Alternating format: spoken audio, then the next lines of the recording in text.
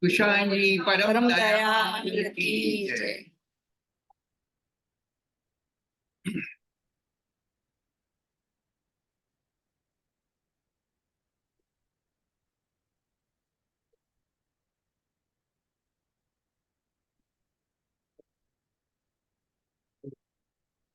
परम पूज्य पार्केश बा श्री ठाकुर कल्याण जी एमનું વચન સબ થાય છે વૈષ્ણવ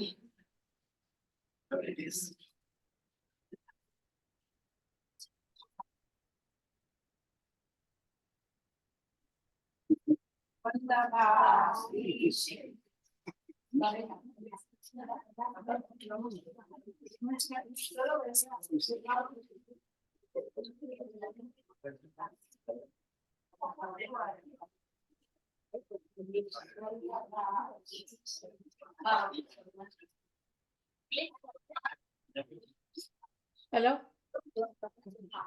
हेलो भाभी जय श्री कृष्ण जूम चालू करो द्वारकेश लालजी નું આવે છે જો નંબર આપણો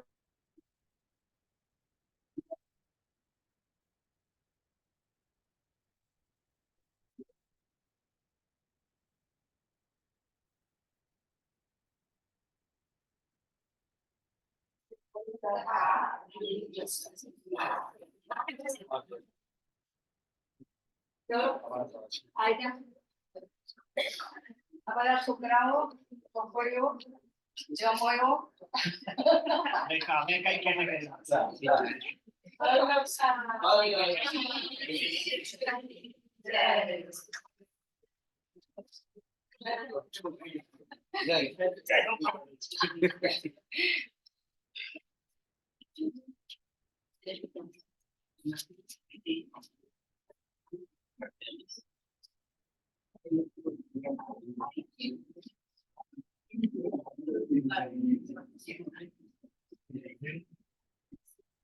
Now I would like to invite Sri Bhaskar Bhai for a introduction.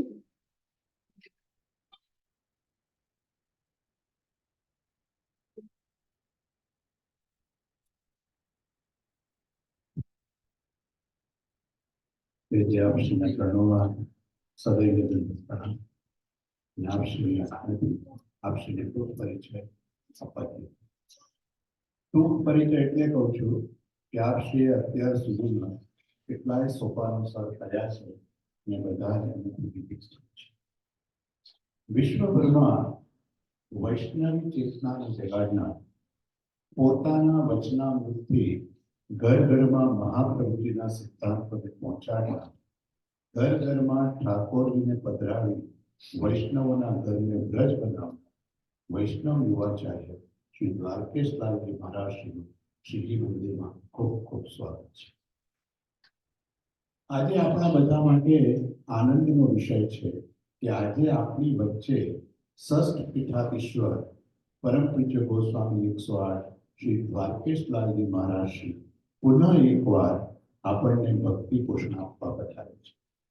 આપ શ્રી શરૂઆતથી શ્રીજી મંદિરના વૈષ્ણવો પર પોતાના આશીર્વચનોથી અને પુષ્ટિ માર્ગના વિવિધ વિષયો પરના વચનામૃતથી કૃપા વરસાવી રહ્યા છે।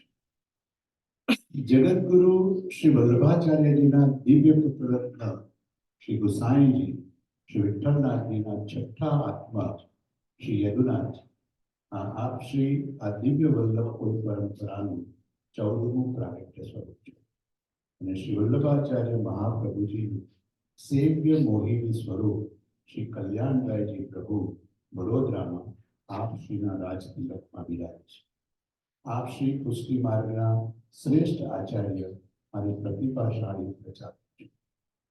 आप श्री सरल भाषा में यथोचित दृष्टांत सहित वचनामृत पीरसो छो जेमां आध्यात्मिकताना दिव्य दर्शन थया। आजे वैष्णवोने आपणा संस्कार તેમજ પુષ્ટિ માર્ગીય સિદ્ધાંતોની જાણકારી મળી રહે તે માટે આપ શ્રી ઘણી પ્રવૃત્તિઓમાં કલ્યાણરાયજી પ્રભુની કૃપાથી પ્રવૃત્ત છો અને આપ સ્વયં સેવા પ્રવૃત્તિના માર્ગદર્શક રહ્યા.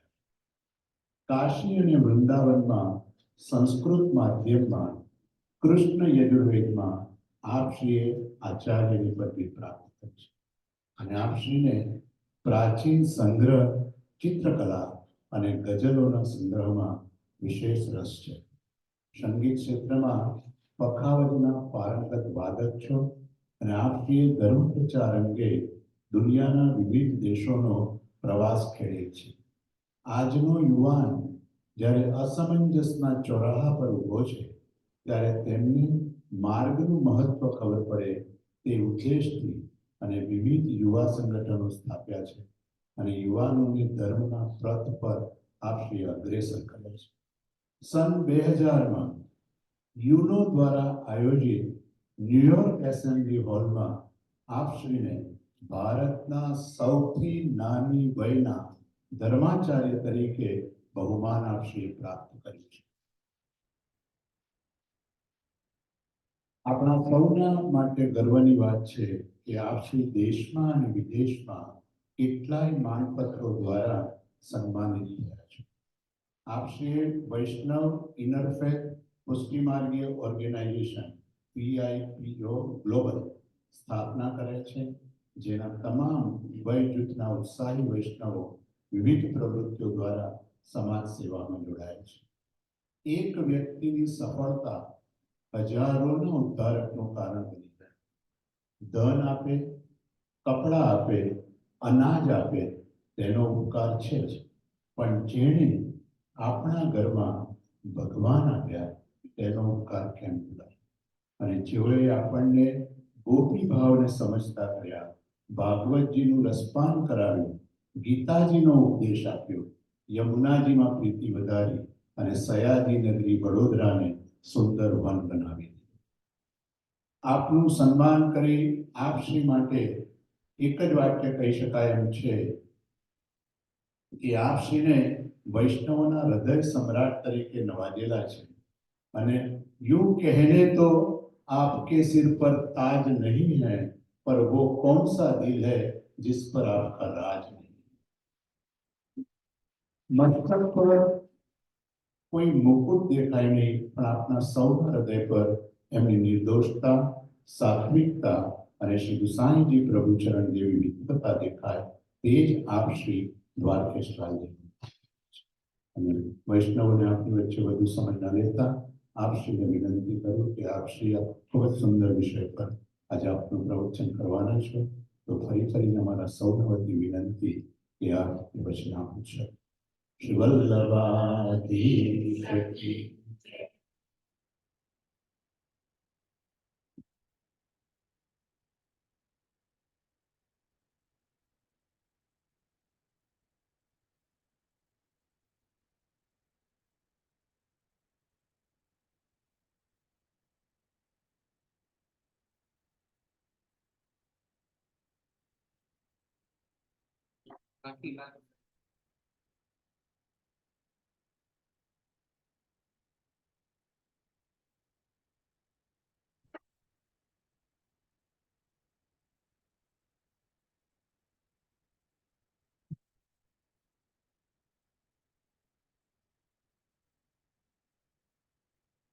કૃષ્ણ કનૈયા લાલ કી, શ્યામ સુંદર શ્રી અવની મહારાજ કી, શ્રી વલ્લભાધીશ કી.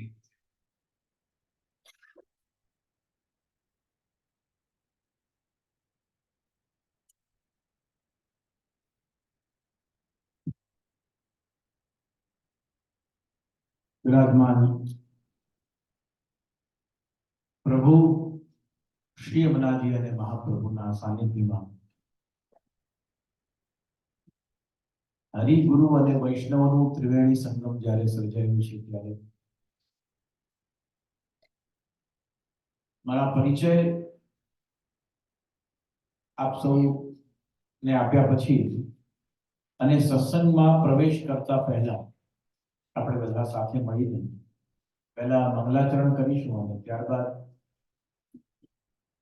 નામસ્મરણ કરી અને પછી સત્સંગમાં પ્રવેશ કરીશું. આપણે બધા ઉચ્ચ સ્વરથી સાથે મળીને મંગલાચરણ કરીએ. ચિંતા સંતાનો યત્પાદાંબુજે નવઃ વીર્યાન્તુન્તાનિજાચાર્યાં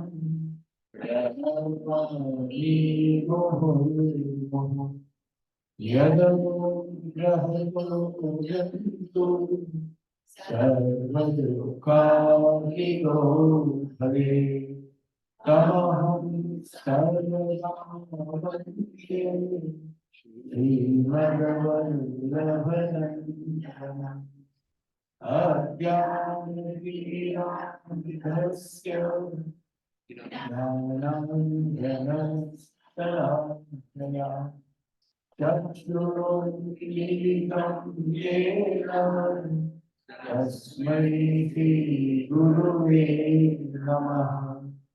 नमामि रघुवीरस्य लीलाक्षीरादिशायिनम् लक्ष्मीसहस्रलीलाभि सेव्यमानन्दताम्निः चतुरभीष्ट चतुरभीष्टत्रिभिस्तथा षड्भिर्विराजितेयोऽसौ पञ्चधारये नमः.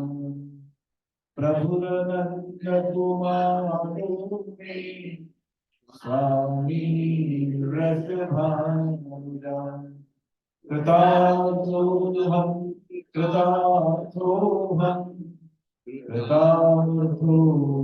न संशयः. कृष्ण गोविंद गोविंद गोपाल नंदना राधे गोविंद गोविंद गोपाल नंदना. सब भाव से साथ में राधे गोविंद गोविंद गोपाल नंदना कृष्ण गोविंद गोविंद गोपाल नंदना राधे गोविंद गोविंद गोपाल नंदना गोपाल नंदना राधे गोविंद गोविंद कृष्ण गोविंद गोविंद गोपाल नंदना राधे गोविंद गोविंद गोपाल नंदना कृष्ण गोविंद गोविंद गोपाल नंदना राधे गोविंद गोविंद गोपाल नंदना गोविंद गोविंद गोपाल नंदना राधे गोविंद गोविंद गोपाल नंदना गोविंद गोपाल नंदना राधे गोविंद गोविंद गोपाल नंदना गोवर्धन श्याम सुंदर श्री रमणे महारानी वल्लभाधीशरी जय श्री गोसाई जी परम दयामय निकुंजे सुकुंजावरीय प्रियाया निमिल्याक्षी वेणुमध्वादयन्तं गजानन्दकन्दं चतुर्बाहुरूपं भजे स्वामिनी वल्लभं द्वारकेशम्. श्री राधिका मुग्ध विलोचनाय लावण्य लक्ष्मी अवलंबिताय द्वैतस्य भाने विमलद्वयाय श्री कल्याणरायाय नमो पराय.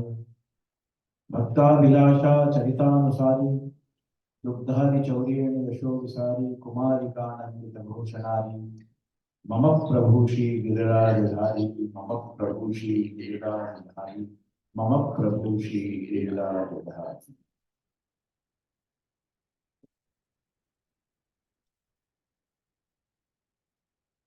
समग्र श्रीजी मंदिर कल्चरल सेंटर ना उपक्रमे આજના સત્સંગમાં ઉપસ્થિત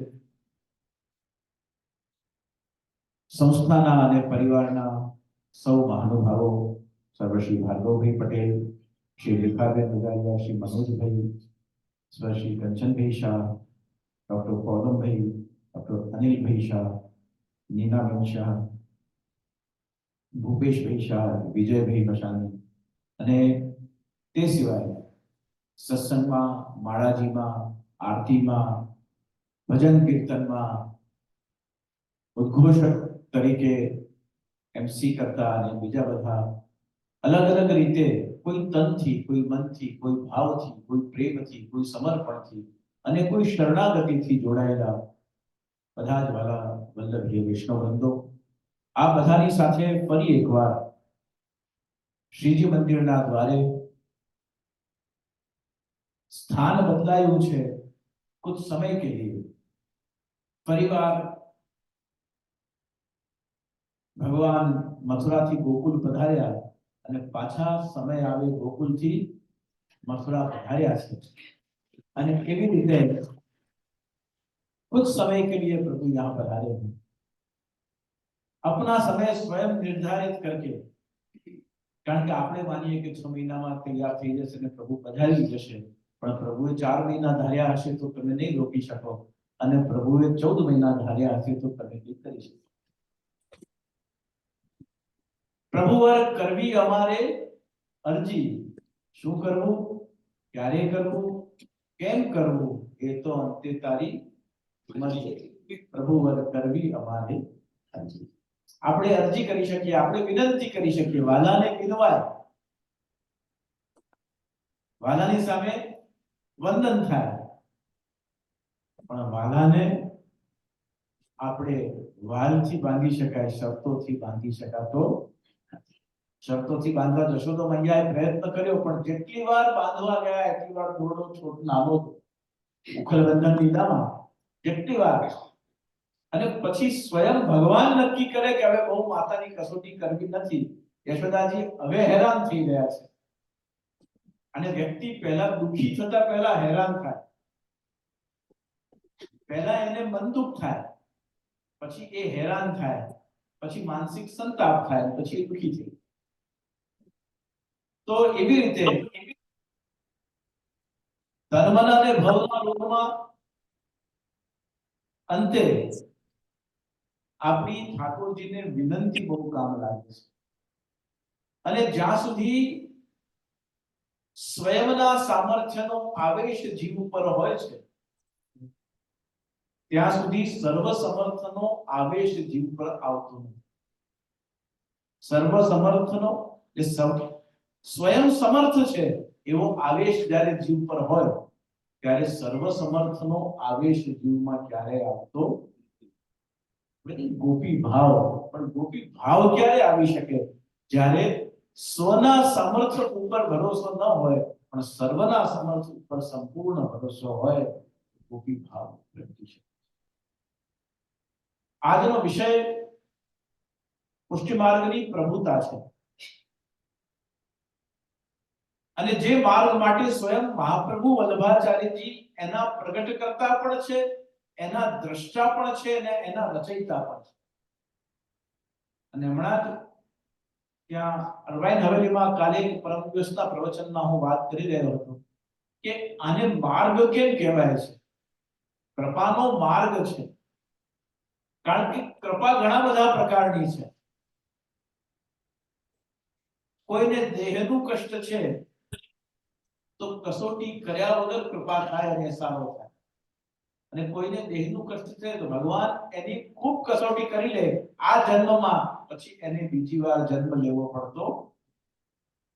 ઘણીવાર આપણને બીજો દ્રષ્ટિકોણ સમજાય કે આટલી બધી સેવા, સત્સંગ, સ્મરણ કરીએ અને આપણને કષ્ટ થાય, આપણને તકલીફ પડે છે, અને જે આ બધું નથી કરતો એને કોઈ પણ દિવસે શરદી પણ થતી નથી. આ કેવો ન્યાય છે?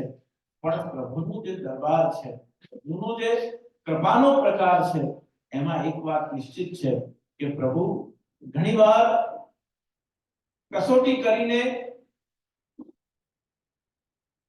બહુ જ લાંબા ગાળા માટે હંમેશા જે એને પુનર્જન્મની સાયકલ છે એનાથી મુક્ત કરી દેતા હોય છે. આપણે વડોદરાથી કે અમદાવાદથી મુંબઈ જઈએ તો પણ પ્લેનમાં બેલ્ટ બાંધવાના નિયમ સરખા જ છે અને ભારતથી મુંબઈથી આપણે અમદાવાદથી સીધા લોસ એન્જલિસ આવીએ તો પણ પ્લેનમાં નિયમ બધા સરખા છે, ડિસ્ટન્સ મેટર નથી કરતું, પણ એની હાઈટ અને સેફટી પ્રિકોશન્સ મેજર કરતા હોય છે. અંતરાય એનું એટલું મહત્વ નથી જેટલું સેફટી પ્રિકોશન્સ નું મહત્વ છે. અને ઠાકોરજી હંમેશા સેફટી પ્રિકોશન્સ પર પોતાનો જેને માન્યો હોય એને ભલે બાહ્ય જગતમાં દેખાતું શારીરિક, માનસિક, આર્થિક, પારિવારિક કે વ્યાવસાયિક 5 પ્રકારનો પ્રોફેશનલ એટલે 5 પ્રકારનું કષ્ટ એને દેખાતું હોય, પણ અંદરથી પ્રભુ એનું પ્યોરિફિકેશન, અંદરથી એનું દ્રઢતા, અંદરથી એનો ભરોસો, અંદરથી એની આસ્થા, અંદરથી એનું સમર્પણ, અંદરથી એની શરણાગતિ પ્રભુ વધુ ને વધુ મજબૂત કરતા હોય છે. કોઈ તકલીફ ઘરમાં ચાલતી હોય ને આપણે એને વર્ષ 2 વર્ષ સુધી આને આપણે ભોગવવી પડે અને 2.5-3 વર્ષ પછી એવું થાય ધીમે ધીમે હવે રિલીઝ થઈ રહ્યું છે, 4થા વર્ષે એવું થાય કે એ બધું પાસ્ટ થઈ ગયું, હવે એવી કસોટી પ્રભુ કરતા નથી. એ પરિસ્થિતિમાંથી જ્યારે આપણે પસાર થતા હોઈએ ત્યારે આપણી પરીક્ષા થઈ રહી છે. પરિણામ શું આવ્યું કે એ ધૈર્યના કારણે, એ વિવેકના કારણે, એ આશ્રયના કારણે આપણે એમાંથી બહાર આવ્યા. કોઈકને સમય ઓછો, કોઈકને સમય વધારે લાગે છે, પણ બહાર આવ્યા પછી ઠાકોરજીને ફરીવાર આપણે એટલી જ દીનતા પૂર્વક જ્યારે વિનવીએ છે ત્યારે પ્રભુની પ્રસન્નતાનો કોઈ પાર રહેતો. જીવ સ્વભાવ કેવું છે કે કષ્ટના સમયમાં, દુઃખના સમયમાં વધારે સ્મરણ થાય, પણ જ્યારે મોજનો સમય હોય, પ્રસન્નતાનો સમય હોય, એને બધું પોતાના ધાર્યા પ્રમાણે સંસારમાં દેખાતું હોય, થતું હોય, ત્યારે એને એટલી જલ્દી સ્મરણ થતું નથી. અને પ્રભુએ જે ધાર્યું હોય તે આપણને આપ્યું હોય અને છતાં પણ પ્રભુનું સ્મરણ, સેવા, કીર્તન કરવાનો આપણને મન થાય, આપણને અવસર મળે, આપણને કોઈ અવસર આપે અથવા તો આપણે સ્વયં એમાં સામેલ થઈ જઈએ, એનાથી મોટી કોઈ સૌભાગ્ય નથી. 84 વૈષ્ણવમાં કુંભનદાસજીથી લઈને પદ્મનાભદાસજી સુધીના અષ્ટસખાઓમાં 252માં કેટલા વૈષ્ણવોના ઉદાહરણ આપણી પાસે છે કે જેમની પાસે તિલક લગાવવા માટે કાચ પણ નથી અને પડિયામાં જલ લઈ અને તિલક ધારણ કરે છે.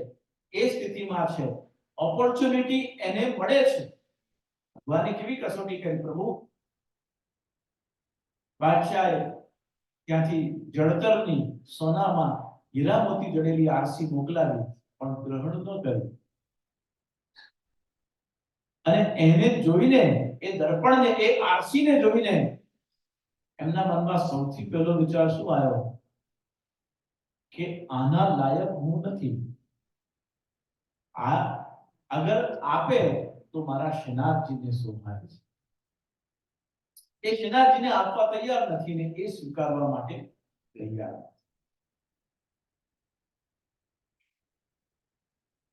તો વચવચમાં આપણા કષ્ટના સમયમાં પણ અને આપણા પ્રભુતાના સુખ અને સંપન્નતાના સમયમાં પણ, બંને સમયમાં પ્રભુ કસોટી કરે છે.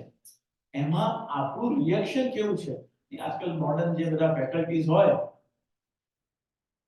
એ ERO નું કન્સેપ્ટ બતાવતા હોય. Event, your reaction equal to outcome. ERO. જીવનના દરેક ઇવેન્ટમાં, સુખના પ્રસંગમાં, દુઃખના પ્રસંગમાં, પરિસ્થિતિઓ બદલાય તેવા પ્રસંગમાં, પરિવારમાં કોઈ ન ધારેલી વાત થાય એવા પ્રસંગમાં, એ ફ્લક્ચ્યુએશન્સ ઓફ લાઈફમાં જેટલા પણ ઇવેન્ટ આપણી લાઈફમાં આવે છે, એ તમામ ઇવેન્ટમાં આપણું રિએક્શન કેવું છે? ઇવેન્ટ પ્રત્યેનું આપણું રિએક્શન અકોર્ડિંગ ટુ આપણી કેરેક્ટરિસ્ટિક નું આઉટકમ બહાર આવતું છે કે આપણે માનવ તરીકેની કસોટીમાંથી સજ્જન તરીકે કેટલા સારા સાબિત થયા. સજ્જન તરીકેની કસોટીમાંથી આપણે આ દેશના નાગરિક તરીકે કેટલા સારા સિદ્ધ થયા. અને આ દેશના નાગરિક તરીકે અને પછી એના પણ આગળ આપણે માનવમાં વૈષ્ણવ તરીકે આપણે કેટલા સારા આદર્શ વૈષ્ણવ સિદ્ધ થયા એ પ્રત્યેનું આપણું રિએક્શન અને રિએક્શનનું જે આઉટકમ છે, દરેક પરિસ્થિતિ એ ફ્લક્ચ્યુએશન્સ ને ફેસ કરતી વખતે આપણું જે રિએક્શન છે એ જીવનમાં બહુ જ મહત્વનું છે. કોઈ અતિ પ્રશંસા કરે ત્યારે મનોમન એનું શ્રેય પ્રભુ ચરણોમાં સમર્પિત કરવું. કરતે હો તુમ કन्हैया मेरा तो नाम हो रहा है, बस आपकी कृपा से प्रभु सब काम हो रहा है, करते हो तुम कन्हैया मेरा तो हाँ. જ્યારે બહુ જ એપ્રિસિએશન મળે, તમને બહુ જ પ્રશંસા મળે, તમારું ખૂબ નામ સન્માન વધતું હોય, તમને બહુ યશ પ્રાપ્ત થતું હોય, તે વખતે આપણા યશને, સન્માનને, એ બહુમાનને પણ આપણે ઠાકોરજીના ચરણોમાં સમર્પિત કરી મનોમન એક જ વિનંતી કરી કે પ્રભુ અનહદ કૃપા છે આપની કે આપે મને નિમિત્ત બનાવ્યો છે. અનહદ કૃપા છે આપની કે આપના કારણે આ દેહ, આ શરીર આ કરી શક્યું છે. અનહદ કૃપા છે આપની કે આ જે સામર્થ્ય આપે આપ્યું હતું એ આપની સેવામાં વિનિયોગ કરવાનો અવસર આપે મને આપ્યો. एक कृतज्ञता का भाव हमारे मन में रहना. कृतज्ञताનો મતલબ છે gratitude, sense of gratitude all the time. આપણા મનમાં કૃતજ્ઞતાનો ભાવ એમના પ્રત્યે. અહીંથી જીવના વિચારોની અને એના અભિવ્યક્તિની, એના પરફોર્મન્સ ઓફ લાઈફની શરૂઆત સેન્સ ઓફ ગ્રેટિટ્યુડ થી થાય છે. કૃતજ્ઞતા કા ભાવ, એક કૃતજ્ઞતાના ભાવમાં કરુણા છુપાયેલી છે અને એક કરુણા જીવને અવસર જગદીશે આપ્યો છે અને તે વખતે ભગવાન પાછી આપણી કસોટી કરે છે કે એનો શ્રેય પોતે લે છે કે એનો શ્રેય પણ એ પ્રભુને અર્પણ કરી દે છે. સુરદાસજી કેટલા વખાણ, જેણે 1 લાખ કીર્તનો લખ્યા છે, એ યુગમાં એમનું કેટલું બધું વખાણ, કેટલું બધું યશ પ્રાપ્ત થયું હશે એ યુગમાં. વિચાર કરો તમે કે સુરદાસજીના કાળમાં શ્રી ગુસાઈજીના સાતે લાલજીઓ સુરદાસજીના દર્શન કરે, જે જાય તે સુરદાસજીને પ્રણામ કરે. સાતે લાલજીઓ એમના વૈષ્ણવો, 7 બાળકો બિરાજે, એ સાતે બાળકોની કેટલી બધી સૃષ્ટિ બિરાજે, એ બધા સુરદાસજીના પદ રચનાના કારણે કેટલા બધા વખાણો, એટલું બધું એક્સ્ટ્રીમ એપ્રિસિએશન સુરદાસજીને મળતું હશે, એમના કેટલી વાહવાહી થતી હશે, કેટલું એમનું યશ વર્ધ્યું હશે. પહેલા પણ એ સુર સ્વામી હતા અને જે શરણે આવીને સુરદાસ થયા અને પછી જે એમણે રચનાઓ કરી, ભગવત પ્રાદુર્ભાવ, પ્રભુના પ્રાગટ્યનું અનુભવ જ્યારે શ્રી મહાપ્રભુજી એમને કરાવ્યો અને જે પ્રથમ પદ એમણે લખ્યું, ત્યારબાદ જે લીલાનુભૂતિ સુરદાસજીને પ્રારંભ થઈ છે, એના પછી એમનો કેટલો બધો યશ ફેલાયો. ખાલી એમની કાવ્ય રચનાના કારણે, કવિત્વ શક્તિના કારણે, ખાલી પુષ્ટિ માર્ગ નહીં, આખું હિન્દુ સાહિત્ય સમાજ ભારતનું આજે એમનાથી પ્રભાવિત હતું અને આજે પણ પ્રભાવિત છે. આજે 550 વર્ષ પછી પણ લગભગ 250 થી વધારે ભારતની અને વિદેશની યુનિવર્સિટીમાં જે હિન્દી સાહિત્ય અને કાવ્ય સાહિત્ય, પોએટ્રી સાહિત્યમાં જે લોકો પદ્યાત્મક સાહિત્ય ઉપર રિસર્ચ કરી રહ્યા છે, એમાં સુરદાસજીના પદો આજે પણ એ યુનિવર્સિટીના ફાઇનલ કોર્સિસમાં ભણાવવામાં આવે છે. આજે પણ એમની યશ કીર્તિ છે, પણ એમણે એ યશ કીર્તિ માટે જ્યારે પોતાનું ગ્રેટિટ્યુડ, પોતાની કૃતજ્ઞતા વ્યક્ત કરવાનો જ્યારે એમને અવસર આવ્યો, ત્યારે એમણે એક જ લાઈફમાં પોતાનું ગ્રેટિટ્યુડ, અનુગ્રહિત ભાવ હૃદયથી પ્રગટ કર્યો. ભરોસો દ્રઢ ઇન ચરણ અને દ્રઢ વિશ્વાસથી એમણે કહ્યું કે સાધનો ઓર નહીં આતા જાસો હો કરકે. તો એમણે જે રીતે એમના યશને, એમની કીર્તિને, એમના સન્માનને જે રીતે સુરદાસજી દીનતાપૂર્વક પચાવ્યું, એવી રીતે જો આપણને એ યશ કીર્તિ અને આપણું સન્માન આપણને પ્રભુમાં ભરોસો દ્રઢ કરવા માટે ઔષધિનું કામ કરી જાય તો આપણા જીવનનો લક્ષ્ય પ્રાપ્ત થઈ જાય છે. શરૂઆત ક્યાંથી થઈ? सूर वह के कहा गिज्ञात है कछु भगवत लीला का सूरदास जी ना प्रसंग में आवे છે ને કે सूर वह के कहा गिज्ञात है कि महाप्रभु जी जरा कड़क शब्दों में કહે તું તો सूर છે ભગવત લીલા કા ગુરુએ આદેશ કરી દીધો કે તું सूर છે ને ભગવત લીલા કા. પછી એ સંકેત હતો કે સુરદાસજીના હૃદયમાં લીલાનું પ્રાગટ્ય થઈ ગયું. અને જ્યારે લીલા કરી, જ્યારે શરીર છોડવાનો સમય આવ્યો ત્યારે શ્રી ગુસાઈજીના મસ્તક, ગુસાઈજીના ચરણારવિંદ પાસે સુરદાસજીનું મસ્તક છે અને સુરદાસજી માટે શ્રી ગુસાઈજી કયા શબ્દો કયા? પુષ્ટિ માર્ગ કો જહાજ ગાય. તું ભગવદ લીલા ગા, આ સંકેત અને જહાજ જેવું સાહિત્ય આ સંસારને આપીને અને સુરદાસજીની વિદાય પામવું, આ આપણને શું સંકેત આપે છે? આ આપણને શું સંદેશ આપે છે? કે ગુરુ કૃપા દ્વારા જ્યારે આપને જો સંબંધ ગુરુ કરાવે છે, પછી એ સંબંધને કઈ રીતે એને મજબૂત કરવું, એને વધારે વિકસિત કરવું કે એને વધારે ફ્લરિશ કરવું, એ તો આપણા ઉપર છે. સત્સંગ તમે કરો, આજે આ સોશિયલ મીડિયા છે કે કેસેટ્સ છે કે યુએસબી છે કે આટલી બધી અલગ અલગ માધ્યમો છે. જ્યારે ખાલી ગ્રંથો જ હતા આપણી પાસે ત્યારે જીવો કેવો સત્સંગ કરતા હતા. ગુરુવાણી પણ હતી, ક્યાં વલ્લભપુર પધારી શકતા હતા. અહીંયા તો ઠીક છે, અમે એમપીમાં, રાજસ્થાનમાં, મહારાષ્ટ્રના ઇન્ટરનલ બધા અંદરના ઇન્ટરનલ બધા ગામોમાં, એ ઇન્ટિરિયર ગામોમાં જ્યારે જઈએ છીએ અને પ્રવાસ કરીએ છીએ ત્યારે આજે પણ ત્યાં જ્યાં સોશિયલ મીડિયાનો બહુ પ્રચાર કે પ્રચલન નથી, ત્યાં આજે પણ નિયમિત રીતે જે સત્સંગ ગ્રંથો દ્વારા થઈ રહ્યો છે એ સત્સંગ ક્યારે પણ સોશિયલ મીડિયા દ્વારા થઈ શકતો નથી. હા, આપ 5, 15, 20 બાળકો દ્વારા, આચાર્યો દ્વારા સારી સારી વાત શ્રવણ કરો છો, શાસ્ત્રીજીઓ, વિદ્વાનો સુંદર સુંદર વાત શ્રવણ કરો છો, પણ સાંભળવા કરતા વાંચનથી જે વાત હૃદયારૂઢ થાય છે, કારણ કે એટલું બધું સંભળાય છે કે પછી શું આચરણમાં મૂકવું એ જ સમજાતું. એ એક જ લોટીમાં તમે શીતળ જલ ભર્યા જ કરો છો, ભર્યા જ કરો છો, ભર્યા જ કરો છો.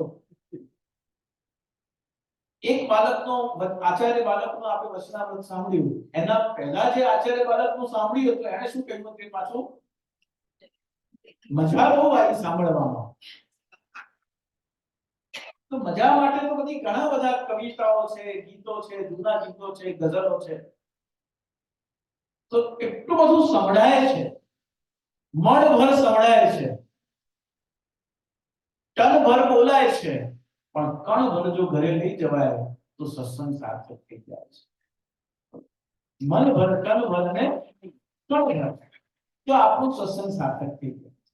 તો કોઈ ગામડાઓમાં જ્યારે જવું ત્યારે હું પૂછું, कृष्णदास मेघन की वार्ता कहियो तो जैसे बीच में सुनाऊं, जन्म से सुनाऊं, शरण आए तब सुनाऊं कि उनके लीला प्रवेश भयो तब सुनाऊं? બીજાને પૂછું, જીયાદાસ સુરી की कथा कहियो, 84 માંથી જીયાદાસ સુરી की कथा कहियो. જીયાદાસ સુરી की वार्ता में क्या प्रसंग आवे कि जैसे शरण आए तब सुनाऊं कि उनके पूर्व जन्म की कथा सुनाऊं? આ કેવલ સાંભળવાથી નહીં આવે, આ ગ્રંથોના વાંચન કરવાથી જ આપણને એ વિવેક પ્રાપ્ત થાય છે. કારણ કે સોશિયલ મીડિયામાં સત્સંગની સાથે સાથે ઘણું બધું એવું ગાર્બેજ આપણે સાંભળતા હોઈએ છીએ, જોતા હોઈએ છીએ, અને પાછું સત્સંગ પણ એ જ માધ્યમથી આપણે કરી લઈએ છીએ. અને એટલું બધું ઘણીવાર એક્સેસ થઈ જાય. ધારો કે દરેક વીકેન્ડમાં કઈ ને કઈ સત્સંગનો કાર્યક્રમ હોય, વીકેન્ડમાં શું all the 7 days of the week થવું જ જોઈએ. Why not?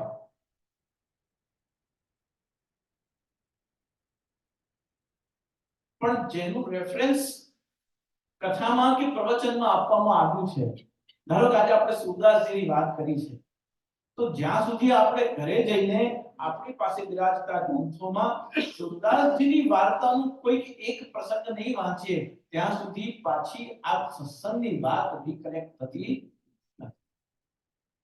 અને સત્સંગનો એક હેતુ એ પણ છે કે પ્રસ્તુત વિષય સાથે આપણે કનેક્ટ થવા જોઈએ. એક બધા માટે કહેવાતી વાત અને એ બધા માટે જ્યારે બોલાઈ રહી છે ત્યારે મારે પર્સનલ અનુભવ થાય કે આ પ્રભુ મારા માટે શ્રી વલ્લભ બોલી રહ્યા છે. એને આપણે પર્સનલ કનેક્ટ કેવી રીતે કરી શકીએ? તો પર્સનલ કનેક્ટ કરવા માટે આપણને ભગવદીઓના વાર્તા સાહિત્યનો બહુ જ બલ પ્રદાન થશે. મારા અનુભવ પ્રમાણે આ પહેલી વાર આ વાત કહી રહ્યો છું કે અષ્ટસખાની 84 વૈષ્ણવ અને 252 વૈષ્ણવોની વાર્તા એ ષોડશ ગ્રંથ નિબંધ અને સુબોધનીજીને એ ભગવદીઓએ કેવી રીતે જીવી. ષોડશ ગ્રંથને આપણે વાંચ્યા, ષોડશ ગ્રંથનો આપણે પાઠ કર્યો, ષોડશ ગ્રંથ ઉપર આપણે કથા પણ સાંભળી, 16 દિવસ એક એક ગ્રંથ ઉપર ચલો સત્સંગ પણ કર્યો. પણ આ ત્રણેય કર્યા બાદ ષોડશ ગ્રંથને ડે ટુ ડે લાઈફમાં એક્ઝિક્યુટ કેવી રીતે કરવું, એને કેવી રીતે જીવ્યું, એ કેવી રીતે જીવવું જોઈએ એનું ઉદાહરણ શું છે?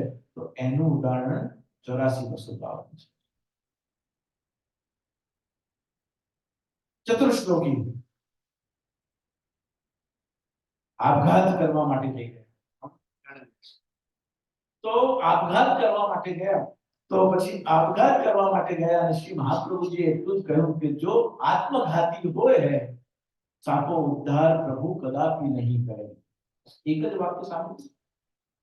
રાણા વ્યાસ તો શાસ્ત્રાર્થમાં હારીને ગંગાજીમાં આત્મવિલોપન આત્મહત્યા કરવા માટે ગયા. શ્રી મહાપ્રભુજી શું બોલ્યા કે જો આત્મઘાતી હોય તાકો સ્વીકાર તો ગંગાજી ના કરે, પાકો પ્રભુ સ્વીકાર નહીં કરે.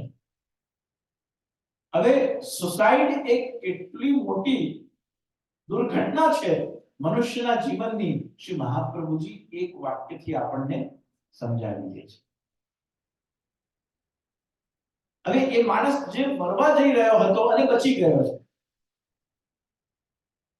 એની સામે બિલકુલ બ્લેન્ક ડાર્કનેસ છે.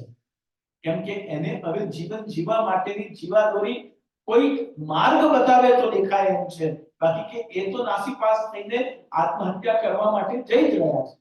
એવી પરિસ્થિતિમાં શ્રી મહાપ્રભુજી એ જીવનો હાથ પકડી અને શું સંદેશ કરે છે? तो याही बिरिया स्नान करके आओ, हम तुमको नाम निवेदन करावेंगे, हम तुमको आत्म निवेदन करावेंगे. वार्ता साहब અને ભગવદી આવ્યા અને જેમ રાણા વ્યાસ આવ્યા તેમ આત્મ નિવેદન અને બ્રહ્મ સંબંધ થતાની સાથે પહેલો પ્રશ્ન ગુરુને શું પૂછાયો કે અબ મેરો કર્તવ્ય કહા है? કારણ કે હવે પાછું બ્રહ્મ સંબંધ લઈને આપણે રજૂઆત કરીને હું બહાર જઈશ, આટલી પહેલી બાજુ જઈશ એટલે મારા માટે તો જીવનનો અંધકાર જ છે. હું સંપૂર્ણ નાસીપાસ થયો છું, સમાજ મારો સ્વીકાર કરવાનો નથી, કારણ કે મારા ઉપર ધિક્કાર છે, કારણ કે હું શાસ્ત્રાર્થમાં વિજયી થઈશ એવું ઘરે કહીને આવ્યો છું અને હવે હું પરાજય થયો છે, એટલે ઘરે પાછો જવાનો નથી, સમાજ સ્વીકારવાનો નથી અને આલોચના અને ટીકાનો સહન કરવાની મારી તૈયારી નથી. એવી પરિસ્થિતિમાં જે હાથ પકડીને અને જીવન જીવવાનો પ્રકાશ આપે એનું જ નામ તો જગતગુરુ મહાપ્રભુ શ્રી વલ્લભાચાર્ય છે. અને હાથ પકડીને કહ્યું કે જેમ સૂર વેગે કહા ગિયા કહે સુરદાસજીને કહ્યું, અહીંયા રાણા વ્યાસને શું કહ્યું?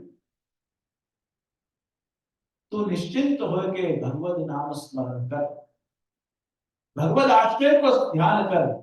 तो कैसे करूं कृपानाथ? तो सर्वदा सर्वभावी, आज कल या परसों अभी के कब नहीं, सर्वदा. જ્યાં સુધી તારું શરીર છે તને તારાપણાનો અહેસાસ છે ત્યાં સુધી સર્વકાલીન. કયા ભાવથી કરું? અરે જ્યારે જે ભાવ તારા હૃદયમાં પ્રગટે તે ભાવ. કોનું કરું? કેવી રીતે કરું? ભજનીયો. ભજનીયોનો મતલબ નામસ્મરણ, ભજ. સેવા પણ ભજ શબ્દ. ભજ શબ્દથી 5 અર્થ થાય: નામ સ્મરણ, કીર્તન, સ્વરૂપ સેવા, સત્સંગ અને પોતે જે સાંભળ્યું છે એનું ચિંતનનું નામ પણ ભજ છે. ભજના 5 અર્થ થાય. ભજ સેવા યામાદી. તો કેવી રીતે કરો તો તું ભજ ભજનીયો. આ તું ભજનીયો એટલે કે આ 5 પ્રકારથી તું કર. તો પછી કોનું કરું? ભજનીયો પ્રજાધિપતિ. જે વ્રજના अधिपति છે उनका आप स्मरण करो राणा व्यास और मन में से खिन्नता दूर करो. कि वल्लभना वचन जो કે મનમાં ક્ષોભ છે તને કે તું પરાજિત થયો.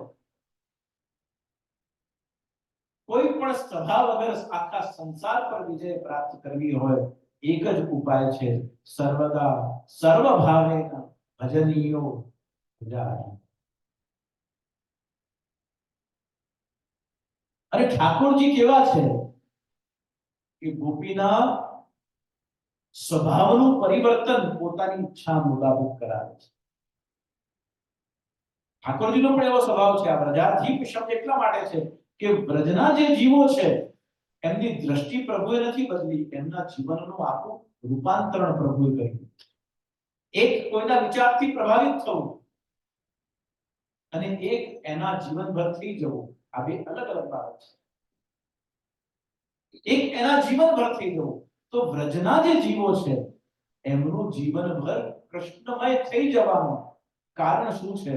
કારણ કે એ જીવોને ભગવાન સ્વયં એ અધિકાર આપે છે. કારણ કે એ સ્વયં હજારો વર્ષની તપસ્યાઓ બાદ સારસ્વત કલ્પમાં ભગવાન જે પૂર્ણ પુરુષોત્તમ તરીકે પ્રગટ થયા છે એમની લીલાનું અંગ બનવા માટે સપ્રયોજન આયા છે, નિષ્પ્રયોજન આવ્યા. થોડુંક ન્યૂકમર્સ માટે આ અઘરું લાગશે આ બધો વિષય, પણ જે સત્સંગ કરી રહ્યા છે કે તેમના ગ્રંથનો તો સપ્રયોજન પ્રભુએ એમને પ્રગટ કર્યા છે. એમ તો આપણે બધા જ હમણાં ત્યાં કાલે પ્રવચનમાં કહ્યું હતું કે આપણે everyone here we are intentionally here in this earth, on this earth. Accidentally આપણે અટવાયા હતા ને આવી નથી પડ્યા. દરેકના જન્મનો એક ઉદ્દેશ્ય છે, ચાહે એ ઈશ્વરવાદી હોય ચાહે એ અનિશ્વરવાદી. નિષ્પ્રયોજન કંઈ નથી. અને જ્યારે પ્રભુને થયું કે દેવતાઓ મારું સ્મરણ કરે, ઋષિ મુનિઓ મારું ધ્યાન ધરે,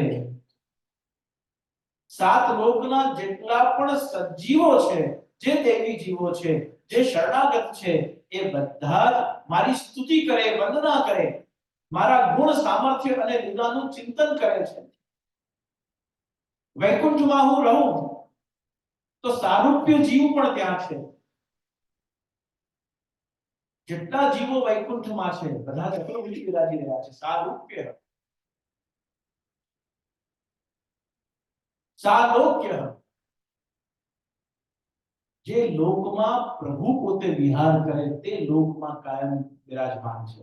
સારૂપ્ય સાલોક્ય શાસ્ત્રી. જ્યાં પ્રભુની સૃષ્ટિ પોતે પ્રભુ પોતાનું રહેવા માટે, જેમ આપણે આપણા ઘરમાં રહેવા માટે આપણે ઇન્ટિરિયર કરીએ, આપણા શોખથી કરીએ અને પછી જીવનભર એ ઘરમાં રહીએ, એવી રીતે શાસ્ત્રી જ્યાં નિજધામમાં પ્રભુએ પોતાના ટેસ્ટ મુતાબિક વૃક્ષોને પ્રગટ કર્યા છે, રત્નોના ઉદ્યાનો અને પુષ્પોને પ્રગટ કર્યા છે, જ્યાં પ્રભુએ પોતે પોતાનું ઇન્ટિરિયર ડિઝાઇન કર્યું છે અને જ્યાં પ્રભુ સુખથી બિરાજી રહ્યા છે, એ પ્રભુના ધામમાં પ્રભુની સેવા અને ટહેલ કરવાનો અવસર એ શાસ્ત્રી છે. અને સામીપ્ય, સતત પ્રભુના સામીપ્ય એટલે કે પ્રભુની સેવા જ્યાં થઈ રહી છે, પ્રભુના દર્શન જ્યાં થઈ રહ્યા છે, પ્રભુના શૃંગાર જ્યાં થઈ રહ્યા છે, પ્રભુ જ્યાં બિરાજીને અરોગી રહ્યા છે, પ્રભુ જ્યાં બિરાજીને વિહાર કરી રહ્યા છે, આ બધા જ લીલાનું, આ બધા જ અલગ અલગ પ્રકારથી પ્રભુની વિવિધ લીલાઓનું જ્યાં સામીપ્ય આપણે અનુભવ કરીએ છીએ. આ 4 પ્રકારના મુક્તિના પ્રકારો આપણા માર્ગમાં સ્વીકારવામાં આવ્યા અને આ 4 પ્રકારમાંથી વિશેષ કોઈ ધ્યાન ધરે છે વૈકુંઠમાં, કોઈ ગોલોકમાં, કોઈ અન્ય સ્વર્ગલોક આદિમાં, કોઈ ગંધર્વલોક આદિમાં, જેટલા જેટલા અલગ અલગ લોકમાં અને પૃથ્વી લોકમાં કેટલાય તપસ્વીઓ હજાર વર્ષ, 10,000 વર્ષ અસુરોએ પણ તપસ્યા કરી, ઋષિઓ મુનિઓએ પણ તપસ્યા કરી, કેટલી તપસ્યા પ્રભુને પામવા માટે અથવા પોતે ઈચ્છિત વરદાનને માંગવા માટે તપસ્યાઓ થઈ. પ્રભુ આનાથી મને લાગે છે કે આપણે કહીએ ને કે now I am fed up of this. એમ પ્રભુ આનાથી કંટાળ્યા છે. એટલે પ્રભુએ શું કર્યું કે હવે મારે કંઈક એવી લીલા કરવી છે કે જ્યાં મારા બ્રજ મંડળમાં હજારો વર્ષ તપસ્યા કર્યા બાદ જે ગોપીજનોનું દેહ ધારણ કરીને ઋષિ મુનિઓ પધાર્યા છે, હવે એ મને ઠપકો આપે, મને ગાળ આપી દે, મને બધાની સામે ફટકારી દે. આવું ઋષિ મુનિઓ પણ કરી શકતા નથી, આવું દેવતાઓ પણ કરી શકતા નથી, આવા ગંધર્વ અને અનેક પ્રકારના ગોલોક બ્રહ્મલોકના જીવ પણ પ્રભુ સાથે કરી શકતા નથી. તો આવો અધિકાર ભગવાન ગોપીજનોને કેવી રીતે આપ્યો? તો ભગવાને પોતે એમને પ્રગટ કર્યા. તાહી અહેર કી છોહરિયા થકિયાવર છાછ પે નાચ નચાવ. આ અધિકાર કોણ આપે? હાથમાં છાછ લીધી છે અને પ્રભુ સામે ઊભા છે. પ્રભુ એને કહે છે કૃપા અવલોકન દાન દે. દાનના દિવસોમાં કીર્તન આવ્યો. અહીંયા ઠાકોરજીની કૃપાની વાત નથી. ઠાકોરજી ગોપીને કહી રહ્યા છે કે અબ થોડી કૃપા અવલોકન, મારા ઉપર કૃપા વિચાર ને અબ તો દાન દેવી. હવે તો દાન આપ. વિરુદ્ધ ધર્માશ્રય. ઠાકોરજીની કૃપાને પ્રાપ્ત કરવા માટે આ જીવન ઓછું પડે અને ત્યાં જીવ પ્રગટ થઈને અને ઠાકોરજીની સામે છાછ લઈને ઊભી છે. અને ઠાકોરજી શું કહી રહ્યા છે? કૃપા અવલોકન દાન દે. મારા પર કૃપા વિચાર, થોડી છાછ આપી દે, પછી નહીં માંગો.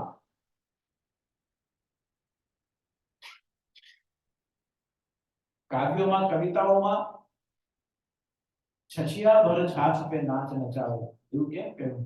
કારણ કે ભગવાન ચાહે તો એ છાછનો સમુદ્ર ઊભું કરી શકે, પણ ચિલ્લું ભર છાછ જેમાં પ્રેમ વશ થઈ ભગવાન પોતે એ લીલાનો અનુભવ કરવા માટે ઉતલ પર પધાર્યા છે. અને એક ઠપકો સાંભળવા, એક ગોપીની ગાળ સાંભળવા, એક ગોપીની મજાક મશ્કરી કરે, કાજલ તારાથી શું થવાનું છે? કાપર ધોટા નૈન નચાવત હે તો તેરે બાબા તું. અમે કોઈ તારા નંદરાયજીની નોકરાનીઓ છે કે તું તારે અમને કહી? આવું ભગવાનને કહી શકવાનું સામર્થ્ય ગોપીજનોને કોણ આપે છે? તો એ ઋષિ રૂપા, મુનિ રૂપા જે ગોપીજનો ઉતલ પર પધાર્યા છે. એ લીલાનો અનુભવ કરવા માટે ભગવાન સ્વયં એ અધિકાર ગોપીજનોને આપે છે. મુંબઈના બહુ જ પ્રસિદ્ધ કવિ લખે છે કે એક ગોપી એક ઘડો એને ભર્યો અને પોતાના કેળમાં પધરાવ્યો અને બીજો ઘડો ભરીને એ માથા પર મૂકવા જાય, પણ એક હાથ અહીંયા રોકાયેલો છે અને બીજા હાથથી એકલા એ ઘડાને લઈને માથા પર મૂકવાનું એનું સામર્થ્ય નથી. એટલામાં પ્રભુ ત્યાંથી ગૌચારણ કરીને નંદભવન તરફ પધારી રહ્યા હતા અને ગાયોની નુપુરની ધ્વનિ સાંભળી એટલે ગોપી બીજું ઘડોને ઉચકે, ઘડાને ઉચકે તે પહેલા એમને એમ ત્યાં ઊભી રહી અને એમને એમ ત્યાં ઊભી રહી અને પછી ગાયો નીકળતી જાય, ગ્વાલ બાલો નીકળતા જાય અને જેમ ઠાકોરજીને નીકળવાનો સમય આવ્યો એમ ઘાટ પર ઊભા ઊભા એક ગોપીએ કહ્યું કે એ કનૈયા અહીંયા આવજો. આ મારી ગગરી ઉઠાવીને મારા માથે. તો ભગવાને કહ્યું કે હમણાં નહીં, હમણાં બધા છે, હમણાં હું ત્યાં નહીં આવી શકું. તો ગોપી શું કહે છે કે મારી ગાગર ઉઠાવો તો કાન, હું જાણું કે તે ઉચક્યો તો પાડ નહીં.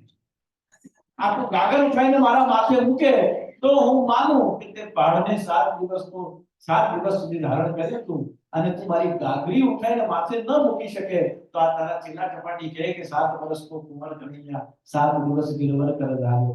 માનવા તૈયાર. આવો અધિકાર ભગવાનને કહી શકે કે મારી ગાગર ઉઠાવો. તો આ પરિસ્થિતિમાં ભગવાનની કૃપાનું જે અવલંબન છે, પુષ્ટિ માર્ગની જે પ્રભુતા છે એ શું છે? કે આપણને સામાન્યમાંથી અસામાન્ય બનાવી દે છે. ફરી એકવાર પુષ્ટિ ભક્તિની ચરમ સીમા શું છે કે આપણે સામાન્ય જીવ હતા એમાંથી આપણને અસામાન્ય બનાવી દે. સંસાર શું છે? અસામાન્ય કોઈ વ્યક્તિ હોય ને તો એ આપણા જેવો ક્યારે થાય એવો પ્રયત્ન. સામાન્ય આપણા જેવો કેવી રીતે થાય? નોર્મલ હ્યુમન બીંગ કેવી રીતે બની જાય? આપણે નોર્મલ હ્યુમન બીંગ છે અને પુષ્ટિ માર્ગમાં કૃપાનો પાત્ર બનવા માટે પ્રભુ આપણને અસામાન્ય બનાવી દે છે. એટલે અહીંયા ગોપી ભાવની પ્રધાનતા એટલે કહી કે અહીંયા પુરુષ પણ ભક્તિ જો કરે છે તો એને પણ ગોપી ભાવથી અથવા શ્રી યશોદાજીના ભાવથી ભજન કરવાનું છે. આ અસામાન્ય પ્રક્રિયા છે. સામાન્ય રીતે જે પુરુષ ભાવોમાં રહેતો હોય એનામાં રહેલું સ્ત્રૈણ તત્વ એ સમાજમાં સ્વીકાર્ય નથી, પણ ભક્તિમાં એ જ પુરુષ જ્યારે જશોદાજી કે ગોપીજન બનીને શ્રી સ્વામીજીના ભાવથી ભગવાનને ભજે છે ત્યારે સામાન્યમાંથી અસામાન્ય સ્વરૂપ જ્યારે એ જીવ ધારણ કરે છે ત્યારે ભગવાન પણ એના ભાવથી જલ્દી પ્રસન્ન થઈ એના ઉપર રીઝે છે. એટલે ગોપી પ્રેમથી ભગાય. હવે એને પ્રેક્ટિકલી આજના મોડર્ન એજમાં આ સિદ્ધાંતને જીવવું સમજવું એટલા જ માટે શ્રી ગુસાઈજીએ શ્રી મહાપ્રભુજી માટે એક નામ સંબોધન કર્યું. સર્વોત્તમજીમાં આ કન્સેપ્ટ જ્યારે ગુસાઈજીએ મહાપ્રભુજીનો જોયો એના ઉપર જ્યારે ગુસાઈજીએ પોતે રિસર્ચ કર્યું ત્યારે પછી શ્રી મહાપ્રભુજીને કયા નામથી સંબોધન કર્યું? દૈવોદ્ધાર પ્રયત્નાત્મા સ્મૃતિ માત્રાર્થી શાસન. પૂર્વજન્મની સમગ્ર સ્મૃતિઓ એક કિનારે કરીને અને આપણે દૈવી જીવ છીએ. આપણે બધું જાણીએ છીએ કે વિકૃતિ પડેલી સૃષ્ટિ આ બધું જાણીએ, પણ એ વિકૃતિ પડેલી સૃષ્ટિમાં જે આપણા અંદર રહેલું જે દૈવી અંશ છે એ દૈવી અંશના કારણે એ લાખો જીવોમાંથી ભગવાન સાથે સંબંધ સ્થાપિત કરવા માટે પ્રભુએ આપણા ઉપર પસંદગી ઉતારી આપણો સંબંધ બ્રહ્મથી શ્રી મહાપ્રભુજીએ કરાવ્યો અને સામાન્યમાંથી હવે અસામાન્ય થવા માટેની જે ભક્તિનો પ્રકાર છે એમાં આપણે પ્રવેશ કર્યો. એટલા માટે શ્રી મહાપ્રભુજીને ગુસાઈજી કહ્યા દૈવોદ્ધાર પ્રયત્ન. બાકી મહાપ્રભુજીની નામની આગળ તો જગત ગુરુ લખાય છે. શ્રી ગુસાઈજીએ જગતોદ્ધાર પ્રયત્નાત્મક કેમ ન કહ્યું કે જગતનો ઉદ્ધાર કરવા માટે વલ્લભ આપણે કે જગત ગુરુ શ્રીમદ વલ્લભાચાર્ય મહાપ્રભુ નામની આગળ તો જગત ગુરુ લખાય છે, પણ જગતનો ઉદ્ધાર કરવા માટે વલ્લભ આપ ભૂતલ પર પધાર્યા છો એવું શ્રી ગુસાઈજી કેમ લખતા નથી? અને શ્રી ગુસાઈજી લખે છે એ જગતમાં જન્મેલા જે દૈવી જીવ છે એમના ઉદ્ધાર માટે વલ્લભ આપ ભૂતલ પર પધાર્યા છે. દૈવી જીવ ઉદ્ધારણ કારણ પ્રગટે શ્રી વલ્લભ ભૂ. ત્યાં કવાય છે કે મહાપ્રભુજીની વધાઈમાં શ્રી ગુસાઈજીની વધાઈમાં પણ લાલ કે ગુણ ગાઉં શ્રી વલ્લભ માધુરી મૂરત કોને આવે છે? માધુરી મૂરત દેખી ભૂલી અંગ ન સમાવ. તો એવા શ્રી મહાપ્રભુજી છે. પુષ્ટિ માર્ગની પ્રભુતા હવે અહીંથી શરૂ થાય છે. આ એની ભૂમિકા. અને ભૂમિકા આવી રીતે જ્યારે આટલું બેઝ થોડુંક સમજીએ આપણે તો પુષ્ટિ માર્ગની પ્રભુતા પૃથક શરણ માર્ગોપદેષ્ટા તરીકે મહાપ્રભુજી છે. તો એ પૃથક શરણ માર્ગોપદેષ્ટા કેમ? શરણ માર્ગ તો ઘણા બધા છે. જ્યારે ભગવાને ગીતામાં ઘોષણા કરી કે મામેકમ શરણમ વ્રજ, ત્યારથી લઈને 5500 વર્ષમાં કેટલાય બધા હજારો શરણ માર્ગ છે. કોઈ રાધાને કૃષ્ણનું સ્વરૂપ માને છે, કોઈ કૃષ્ણને અને રાધાને એક જ સ્વરૂપ માને છે, કોઈ આચાર્યમાં રાધા અને કૃષ્ણનું બંને સ્વરૂપ માને છે, કોઈ હરે કૃષ્ણ કૃષ્ણ કૃષ્ણ હરે હરે, હરે રામ રામ રામ હરે, એ મંત્રના આધારે રાધા અને કૃષ્ણનું સમન્વય માને છે. અને અહીંયા રામ એ મર્યાદા પુરુષોત્તમ રામ નથી, અન્ય કોઈ રામ છે એમ માને છે. ત્યાં હરે કૃષ્ણ કહેવાથી હરે એટલે રાધાજીને માને છે અને કૃષ્ણ એટલે ભગવાન કૃષ્ણને. એમ યુગલ સ્વરૂપની આરાધના ત્યાં પણ મનાય છે. આપણા ત્યાં પણ શ્રી ગોવર્ધન ધરણનું એમનું લીલાત્મક સ્વરૂપ છે, પણ ગોપાલજી એમનું મૂળ નામ છે અને આપણે સંબોધીએ છીએ એમને શ્રીનાથજી નામ. તો સંદર્ભ દરેક વસ્તુનું કન્ટેક્સ્ટ શું છે અને ક્યાં આ ફિલોસોફિકલ આસ્પેક્ટ આ ક્યાં કનેક્ટેડ છે અને કયા સંદર્ભમાં વાત કહેવામાં આવી છે. અસ્તિ કશ્ચિત વાદ વિશેષ કાલિદાસ, કાલિદાસની પત્ની વિદ્યાવતી, અને વિદ્યાવતી રાજા ભોજના દરબારમાં એટલી બધી પ્રકાંડ પંડિત કે ભારતના કોઈ પણ વિદ્વાનો શાસ્ત્રાર્થમાં એનાથી જીતી શકે નહીં.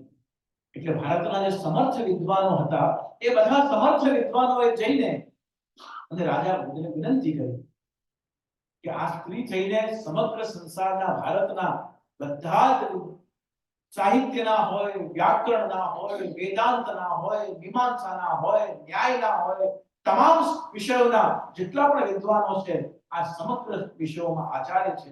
વિદ્યાવતીને કોઈ હરાવી શકતી નથી. અને પુરુષ મેલ ઓરિએન્ટેડ સોસાયટી હતી જમાનામાં. રાજા ભોજને પણ લાગ્યું કે સ્ત્રી થઈને બધા જ વિદ્વાન પુરુષોને હરાવે છે, કેમ ચાલી શકે? તો એને રાજા ભોજે સમગ્ર પોતાના રાજના વિદ્વાનોને બોલાવીને કહ્યું, બતાવો આને પરાજિત કરવું હોય તો શું ઉપાય છે? બધા વિદ્વાનો મંતવ્ય આપો. તો બધા વિદ્વાનોએ ભેગા થઈને એક મંતવ્ય રાજાને આપ્યું કે આને હરાવવું હોય તો એક જ ઉપાય છે, આ સંસારમાં જે સૌથી વધારે મૂર્ખ વ્યક્તિ હોય એની સાથે આને પરણાવો. વિદ્યાવતી જે સમગ્ર ભારતના વિદ્વાનોને હરાવતી હતી, રાજા ભોજે સૈનિકોને અને સેનાપતિઓને અને એના મંત્રીઓને લગાડ્યા કે લાવો ચારે દિશાઓમાં જાઓ અને દુનિયામાં ભારતમાં સૌથી વધારે મૂર્ખ વ્યક્તિ દેખાય એને તમે લઈને આવો.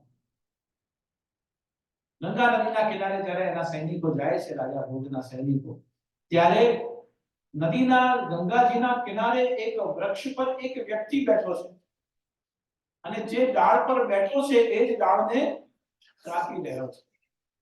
એટલે વિદ્વાનો મંત્રીઓ અને વિદ્વાનો બધા શોધવા નીકળ્યા હતા. એમણે કહ્યું કે વિદ્યાવતી સાથે પરણાવવા માટે આનાથી યોગ્ય બીજો કોઈ વ્યક્તિ મળે કે જે ડાળ પર બેઠો છે એ જ ડાળને કાપ્યું. રાજાએ વિદ્યાવતીને બોલાવી કે આની સાથે તારે લગ્ન કરવાના છે. એ જમાનામાં રાજા કહ્યું એટલે બીજો કોઈ વિકલ્પ નહીં. વિદ્યાવતીના લગ્ન થયા. લગ્ન થયા એ વ્યક્તિ સાથે પ્રથમ રાત્રિના દિવસે જેમ કક્ષનો દ્વાર એ વ્યક્તિએ જઈને ખટખટાવ્યો, વિદ્યાવતીએ અડધો દ્વાર ખોલ્યો અને કહ્યું, અસ્તિ કશ્ચિત વાદ વિશેષ. કોઈ વાણીનો વિવેક, કોઈ વાણીની વિશેષતા તારામાં હોય તો અંદર આવજે, બાકી કે તું અહીંથી જતા રહો. અસ્તિ કશ્ચિત વાદ વિશેષ એવું કહ્યું. કાલિદાસના મન પર ચોટ લાગી ગઈ. મારી પાસે મારી પત્નીને આપવા માટે કોઈ ઉત્તર નથી. વાક વિશેષ તો શું? કોઈ વિશેષ વાણીનો પ્રયોગ તો શું, પણ મારે કોઈ એને કૃતજ્ઞતા કે કોઈ મારે ગ્રેટિટ્યુડ એને કહેવું હોય, મારે એને થેન્કફુલનેસ મારે વ્યક્ત કરવી હોય તો પણ મારી પાસે કોઈ શબ્દ નથી. કાલિદાસ ત્યાંથી પત્નીને પ્રણામ કરી અને બે પગ પાછળ હટ્યા. પત્નીએ દ્વાર બંધ કર્યું. દ્વાર બંધ થયા અને પછી કાલિદાસને એ વ્યક્તિએ મહાકાલીની દિવ્ય અને ખૂબ ઉગ્ર સાધના કરી અને પોતાનામાં રહેલી વિદ્વત શક્તિને, સરસ્વતીને જાગૃત કરી અને સંસારને 3 ગ્રંથ આપ્યા. એમ તો ઘણા બધા ગ્રંથો, પણ જે શરૂઆતના 3 ગ્રંથ જે એણે સંસારને આપ્યા, એક રઘુવંશ, બીજું કુમાર સંભવમ અને ત્રીજું મેઘદૂત. આ 3 ગ્રંથ એક કાલીની ઉપાસના કરનાર એ વ્યક્તિ, એ પતિ જેણે સ્ત્રીએ દરવાજો બંધ કર્યો હતો, આ 3 ગ્રંથ લખ્યા. અને રઘુવંશ અસ્થિથી શરૂ થયો, કુમાર સંભવ કશ્યપથી શરૂ થાય છે, અને મેઘદૂત વાક વિશેષ. આ 3 મહાગ્રંથોની રચના એ વ્યક્તિ કરે છે. અને અસ્થિ, કશ્યપ, વાક વિશેષ, આ 3 અક્ષરો દ્વારા, આ 3 શબ્દો દ્વારા એ પોતાના ગ્રંથનો પ્રારંભ કરે છે. આ કાલિદાસ છે. કાલિદાસનું ઉદાહરણ એટલા માટે આપું છું કે જે બિલકુલ નિરીક્ષર છે, એ જો આટલો મોટો સંસ્કૃતનો અને ભારતનો મહાકવિ બની શકતો હોય કેવલ સાધના વડે, અને કઠોર સાધના કરી મહાકાલીની, એટલા માટે એમનું નામ કાલિદાસ છે. અહીંયા પુષ્ટિજીવ માટે શ્રી મહાપ્રભુજી દૈવી જીવ ઉદ્ધારણ કારણ પ્રગટે શ્રી વલ્લભ ભૂપ આપણે ચિંતન કર્યો, તો અહીંયા પુષ્ટિજીવના ઉદ્ધાર માટે શ્રી મહાપ્રભુજી ઉત્તર પર પધાર્યા છે. અને આપના ગ્રંથોની, કારણ કે મહાપ્રભુજીમાં ઉભય સ્વરૂપ વિરાજમાન છે. મર્યાદા માર્ગોપદેશત્વ પણ છે અને પુષ્ટિ માર્ગોપદેશત્વ પણ છે. કારણ કે આપને આ માર્ગની જે કાળમાં સ્થાપના કરવી છે, પુષ્ટિ માર્ગને પ્રારંભ કરવો છે, એના સિદ્ધાંતોને પ્રગટ કરવા છે, તો એ બીજાના મત સાથે પણ લોજિકલ સિદ્ધ થવા જોઈએ. હું માનું છું ને તમારે માનવું પડશે એવું મહાપ્રભુજી કહેતા નથી. પણ જે મર્યાદા માર્ગી છે, જે પ્રવાહ માર્ગી છે, જે વેદાંતીઓ છે, જે અલગ અલગ પ્રકારથી કેવલ બ્રહ્મોપાસનાને, કેવલ પૂજા પદ્ધતિને જે માને છે, સ્વીકાર કરે છે, જીવે છે, અથવા જે બૌદ્ધ કાળ હતો, જે અનિશ્વરવાદી છે, જે મૂર્તિ પૂજામાં પણ માનતા નથી, એવો જે વર્ગ છે, એની સામે શ્રી મહાપ્રભુજીએ પોતાના વિચાર અને પોતાના સિદ્ધાંતો, પોતાનો મત રજૂ જો કરવો હોય તો શ્રી મહાપ્રભુજીને ઉભય મર્યાદા માર્ગોપદેશત્વ અને પુષ્ટિ માર્ગોપદેશત્વ. હું કહું છું મારી વાત માનો અને એ જ સાચી છે અને માનવી પડશે એવું મહાપ્રભુજી કહેવામાં માંગતા નથી. પણ વેદાંત, વ્યાકરણ, સાહિત્ય, મીમાંસા, ન્યાયની દ્રષ્ટિએ આ કેટલું બધું લોજિકલ છે, કેટલું બધું પ્રેક્ટિકલ છે, કેટલું બધું ઓથેન્ટિક છે અને કેટલું બધું વેદ સંમત છે, એ વાતનું મૂલ્યાંકન કરીને મહાપ્રભુ શ્રી વલ્લભાચાર્યજીએ પુષ્ટિ માર્ગની રચના કરી છે. એટલા માટે પ્રસ્થાન ચતુષ્ટય કર્યો, પ્રસ્થાનત્રય પણ છે. વેદ, ભગવદ ગીતા અને બ્રહ્મસૂત્રને માનનારો વર્ગ પણ છે.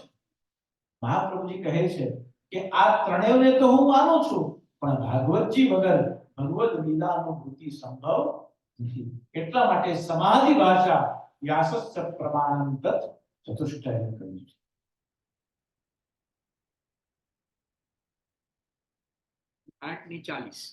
તો આ રીતે પ્રસ્થાન ચતુષ્ટયમાં શ્રીમદ ભાગવત એ સમાધિ ભાષા તરીકે કહ્યું છે. પુષ્ટિ માર્ગની પ્રભુતા 3 રીતે જાણી શકાય. પહેલી, પુષ્ટિ માર્ગમાં જેને આપણે ભજીએ છીએ એ દેવ દેવાધિદેવ છે, સર્વદેવ નથી. જેમની આરાધના છે એ કોણ છે? દેવાધિદેવ છે. હમણાં એક વૈષ્ણવ નાદવારા જઈને આવ્યા. નાદવારા જઈને આવ્યા, તેમણે કીધું કે આપણે પુષ્ટિ માર્ગમાં તો આરતી થઈ જાય પછી આપણે દેતા નથી. નાદવારામાં જઈએ તો ત્યાં એક ઓખલામાં આરતી મૂકી દેવામાં આવે, ત્યાં જઈને બધા આરતી લે છે. પુષ્ટિ માર્ગનું મેઇન કેન્દ્ર છે, ત્યાં જ સિદ્ધાંત અને મહાપ્રભુજીના વિચારોના વિરુદ્ધ કેમ આચરણ થઈ રહ્યું છે? તો તમે શ્રીનાથજીને શું માનો છો? ફક્ત શ્રીનાથજી પુષ્ટિ માર્ગના છે? જ્યારે શ્રીનાથજી પ્રગટ થયા ત્યારે શ્રીનાથજીએ પોતાના મુખારવિંદથી શ્રી વલ્લભને શું આજ્ઞા કરી? વલ્લભ મુકુ જગમે પૂજા. એટલે શ્રીનાથજી આપણા માર્ગમાં આપણા પર કૃપા કરવા માટે જે એનાથી સંબંધ સ્થાપે છે એના ઉપર તો શ્રીનાથજી કૃપા કરે છે, પણ જે શ્રીનાથજીના સન્મુખ દર્શન કરવા આવે છે એ અવૈષ્ણવ હોય તો પણ જેને શ્રીનાથજીના સ્વરૂપમાં આસક્તિ છે અને ચરણારવિંદ સુધી એની પહોંચવાની તૈયારી છે અને શ્રીનાથજીના ચરણનું શરણ જ મારા જીવનનું લક્ષ્ય છે એવું બ્રહ્મસંબંધ લીધા વગર પણ કોઈ અન્ય માર્ગી આવીને અને શ્રીનાથજીના ચરણોમાં વંદન કરે છે તો શ્રીનાથજી એનો પણ ક્યારેય ત્યાગ કરતા નથી. તો આપણા માટે શ્રીનાથજી આપણા છે, પણ ખાલી વૈષ્ણવ શ્રીનાથજીના દર્શનમાં થોડી જાય છે. 60% લોકો અવૈષ્ણવ જતા હશે. ટુરિસ્ટો જાય છે, યાત્રીઓ જાય છે, પ્રવાસીઓ જાય છે, ગુજરાતથી ઘણા બધા બીજા કાર્ય માટે પણ જાય છે, પણ આ બધા જે કોઈ ત્યાં શ્રીનાથજી જાય છે એ શ્રીનાથજી બધાના છે. પણ આપણા માટે મને શ્રદ્ધા ભલે ને હોય કે ઈશ્વર બધાનો છે, પણ દુઆ તો એટલી કરું કે મારા એકલાનો છે. આ શ્રીનાથજી છે કે દુઆ તો એટલી જ કરું કે મને શ્રદ્ધા ભલે ને હોય. ત્યાં જે શ્રીનાથજીના ત્યાં જે પ્રકાર લેવાય છે ત્યાં મર્યાદા ભક્તો પણ આવે છે, પ્રવાહી પણ આવે છે, ચર્ચણી પણ આવે છે, યાત્રીઓ પણ આવે છે, ટુરિસ્ટો પણ આવે છે. જે આવે છે એનો ઉદ્ધાર કેવી રીતે થાય? તો જેને ચરણારવિંદ સુધી કે મુખારવિંદ સુધીનો અધિકાર પ્રાપ્ત નથી, માત્ર શ્રીનાથજીની આરતીમાં ઉતરેલો જે વિરહનો ભાવ છે એને મસ્તક પર ધારણ કરી ત્યાંથી વિદાય થઈ જાય છે. એટલા માટે ત્યાં આરતી. તો ભક્તિ માર્ગની પ્રભુતાનું પહેલું લક્ષણ કે આપણે જેને ભજીએ છે એ કોણ છે? પરબ્રહ્મ તુ કૃષ્ણો હિ સચ્ચિદાનંદકમ ભરત શિવરધારી. ભગવાન શ્રી કૃષ્ણ કોણ છે? તો એ પરબ્રહ્મ છે. પરબ્રહ્મ છે એનું પ્રમાણ શું છે? તો સારસ્વત કલ્પમાં પ્રગટ થયેલા ભગવાન શ્રી કૃષ્ણ એ અવતાર નથી, એ અવતારી છે. અને શ્રી મહાપ્રભુજી કયા શ્રી કૃષ્ણને ભજે છે? એ સારસ્વત કલ્પમાં જન્મેલા એ શ્રી કૃષ્ણને, જે પૂર્ણાવતાર છે, જે અવતારી છે, બધા જ અવતાર લેવામાં જે સામર્થ્યવાન છે એવા પૂર્ણ બ્રહ્મ તુ કૃષ્ણ, એવા પરબ્રહ્મ કૃષ્ણને પુષ્ટિ માર્ગમાં પોતાના આરાધ્ય દેવ તરીકે આપણે માનીએ છીએ. તેનું પ્રમાણ શું? તો સારસ્વત કલ્પમાં જન્મેલા કૃષ્ણ એક કલયુગમાં પાછા ક્યારે પ્રગટ થયા? તો આપણે શ્રીનાથજીની પ્રાગટ્ય વાર્તામાં જોઈએ.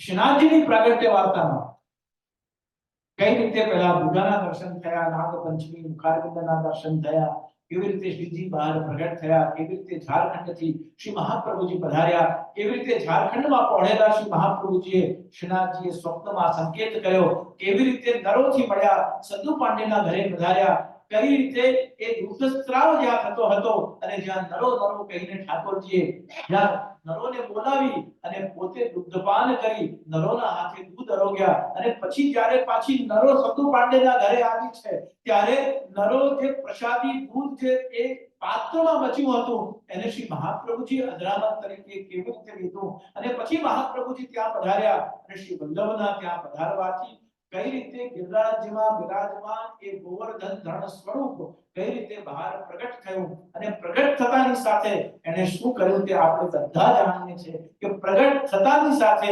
શ્રીનાથજીએ શ્રી મહાપ્રભુજી સાથે અંગ ભર્યા છે, આશ્લિષ્ય. હવે આ શ્રીનાથજી જે પ્રગટ થયા એ કયું કૃષ્ણ છે? એ સારસ્વત કલ્પમાં જન્મેલા પૂર્ણ બ્રહ્મ પરમાત્મા ભગવાન શ્રી કૃષ્ણ એ જ કલયુગના જીવોને ફરીવાર એ સારસ્વત કલ્પની લીલાનો અનુભવ કરાવવા માટે જે ભૂતલ પર શ્રી વલ્લભ પર કૃપા કરી પધાર્યા એમનું નામ શ્રી શ્રીનાથ છે. આજે એની જે લિંક છે કે આપણે શ્રીનાથજીને શ્રી કૃષ્ણને સર્વોપરી કેમ માનીએ છીએ? આ કલ્પના નથી, સર્વોપરી માનીએ છીએ એનું આ કારણ છે. તો પુષ્ટિ માર્ગની પ્રભુતા આપણે જેને ભજીએ છીએ, જેની સેવા કરીએ છીએ, જેના ગુણો કીર્તનોમાં ગાઈએ છીએ એ કોઈ સામાન્ય દેવ નથી, એ દેવાધિદેવ છે. આ પુષ્ટિ માર્ગની પહેલી પ્રભુતા. બીજી પુષ્ટિ માર્ગની પ્રભુતા એ છે કે સતત મહાપ્રભુજીને ગુરુને જ્યારે શિષ્ય માટે પોતાના વૈષ્ણવ માટે ગુરુને જ્યારે સતત ચિંતા થાય કે મેં એને ઠાકોરજી તો પધરાવ્યા, યાત્રામાં સાથે પણ રાખ્યા,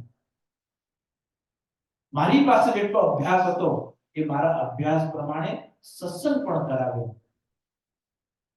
પણ ગુરુના મનમાં સતત ચિંતા રહે કે આ જીવનો ઉદ્ધાર કેવી રીતે થાય, આ જીવને પ્રભુના ચરણનું શરણ કેવી રીતે પ્રાપ્ત થાય, આ જીવને આ અંતિમ જન્મ તરીકે એ જીવે અને પ્રભુના ચરણારવિંદની સદા કાળ માટે પ્રાપ્તિ કેવી રીતે થાય, આની ચિંતા જેના હૃદયમાં પોતાના શિષ્ય માટે સદા કાળ રહે એ જ આપણા શ્રી મહાપ્રભુજી છે.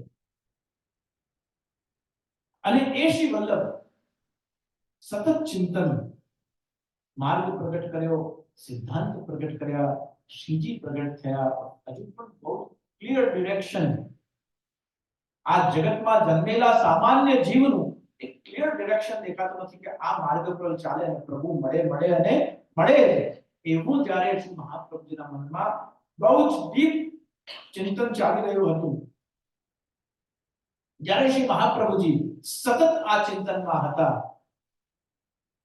પ્રાગટ્ય વાર્તા શ્રી મહાપ્રભુજીની એની સાક્ષી છે કે જ્યારે ગોકુલ પધારે છે, દમલા ગોવિંદ ઘાટ પહોંચો ત્યારે પ્રશ્ન આવે છે કે હા ઠકરાની ઘાટ પહોંચો ને અહીંયા ગોવિંદ ઘાટ, તો ગોવિંદ ઘાટની શું મહિમા છે, ઠકરાની ઘાટની શું મહિમા છે, ઠકરાની ઘાટ તરફ આપશ્રીએ દિશા નિર્દેશ કરી બિરાજ્યા, શ્રી યમુનાજીએ ત્યાં તેમ દર્શન આપ્યા. એવી જ રીતે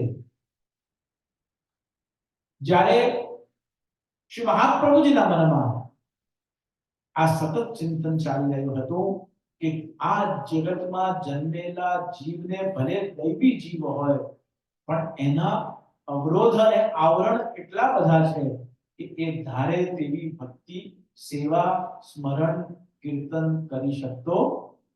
તમારી ઈચ્છા હોય તો ચલો હું 24 કલાક ઠાકોરજીની સેવા કરું, કીર્તન કરું, સત્સંગ કરું, વાંચન કરું, પ્રેક્ટિકલી ઈચ્છા હોવા છતાં પણ એ સંભવ રહેતું.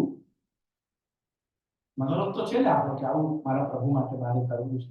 જે માર્ગમાં હું પ્રવેશ કરી ચૂક્યો છું કે ચૂકી છું, એ માર્ગમાં મને સતત પ્રભુની નિકટતાનો અનુભવ કરવા માટે, ચરણના શરણમાં રહેવા માટે સતત મને આમાં જ રચ્યા પચ્યા રહેવું છે.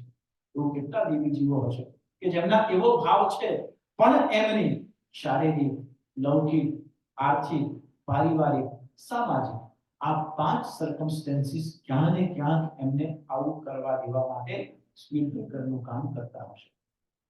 એ પરિસ્થિતિમાં શ્રી મહાપ્રભુજીના મનમાં ચિંતન થયું કે એની ઈચ્છા હોવા છતાં પણ એ પ્રભુને નહીં પામી શકે અથવા ત્યાં સુધી નહીં પહોંચી શકે, તો આ માર્ગના સિદ્ધાંતો તો પ્રગટ થયા છે પણ જીવનો ઉદ્ધાર કેવી રીતે થશે? આ ચિંતન જ્યારે મહાપ્રભુ શ્રી વલ્લભાચાર્યજીના મનમાં થઈ રહ્યો હતો તે વખતે શ્રાવણ માસની એકાદશીની મધ્યરાત્રિએ શ્રી મહાપ્રભુજીના એ સમગ્ર ચિંતનના ફરજ સ્વરૂપ પ્રભુ શ્રી ગોવર્ધન ધર્મ પ્રગટ થાય છે. આત્મનિવેદનની દીક્ષા આપી બ્રહ્મ સંબંધ કરાવે છે અને બ્રહ્મ સંબંધ કરાવી શ્રી વલ્લભને વચન આપે છે. આ પુષ્ટિ માર્ગની પ્રભુતા કેવલ ગુરુ અહીંયા તમને વચન નથી આપતા, કેવલ ગુરુ અહીંયા તમને આશ્વાસન કે કોઈ નિશ્ચિંત થવા માટેનું વચન નથી આપતા, સાક્ષાત ભગવતાત પ્રોક્તમ તદ અક્ષરશઃ ઉચ્ચ. महाप्रभु जी के मेरा ऐसा वचन है तुम्हारा हो जाएगा.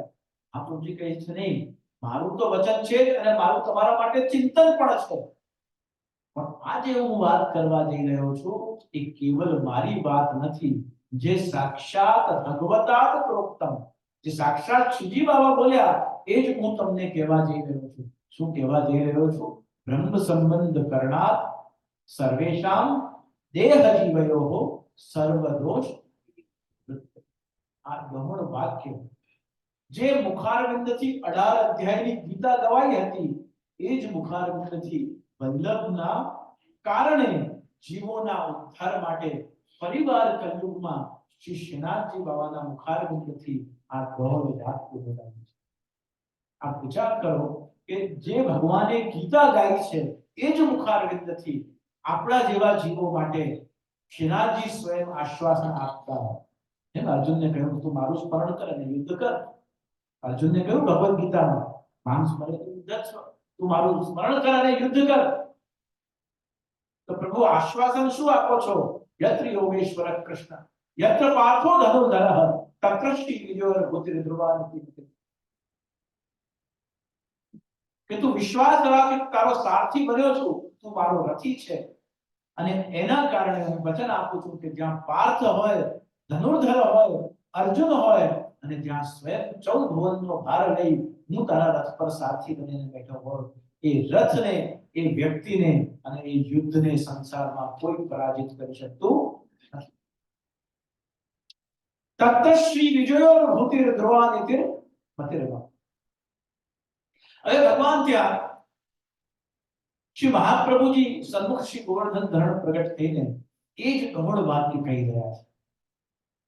મામેકમ શરણમ બ્રજ, જે મુખારવિંદથી અર્જુનને કહ્યું હતું એ જ મુખારવિંદથી શ્રાવણ માસની એકાદશીએ શ્રીનાથજી બોલવા લાગ્યા કે તમે જેને સંબંધ મારાથી કરાવશો, એ શરણાગત તો ઘણા બધા છે, પણ વલ્લભ તમે જેનાથી સંબંધ મારો સ્થાપિત કરાવશો અથવા મારા સંબંધમાં જેને લાવશો, હું વચન આપું છું બ્રહ્મ સંબંધ કરનાર સર્વેશામ દેહ જીવયોઃ સર્વ દોષ વિકરી.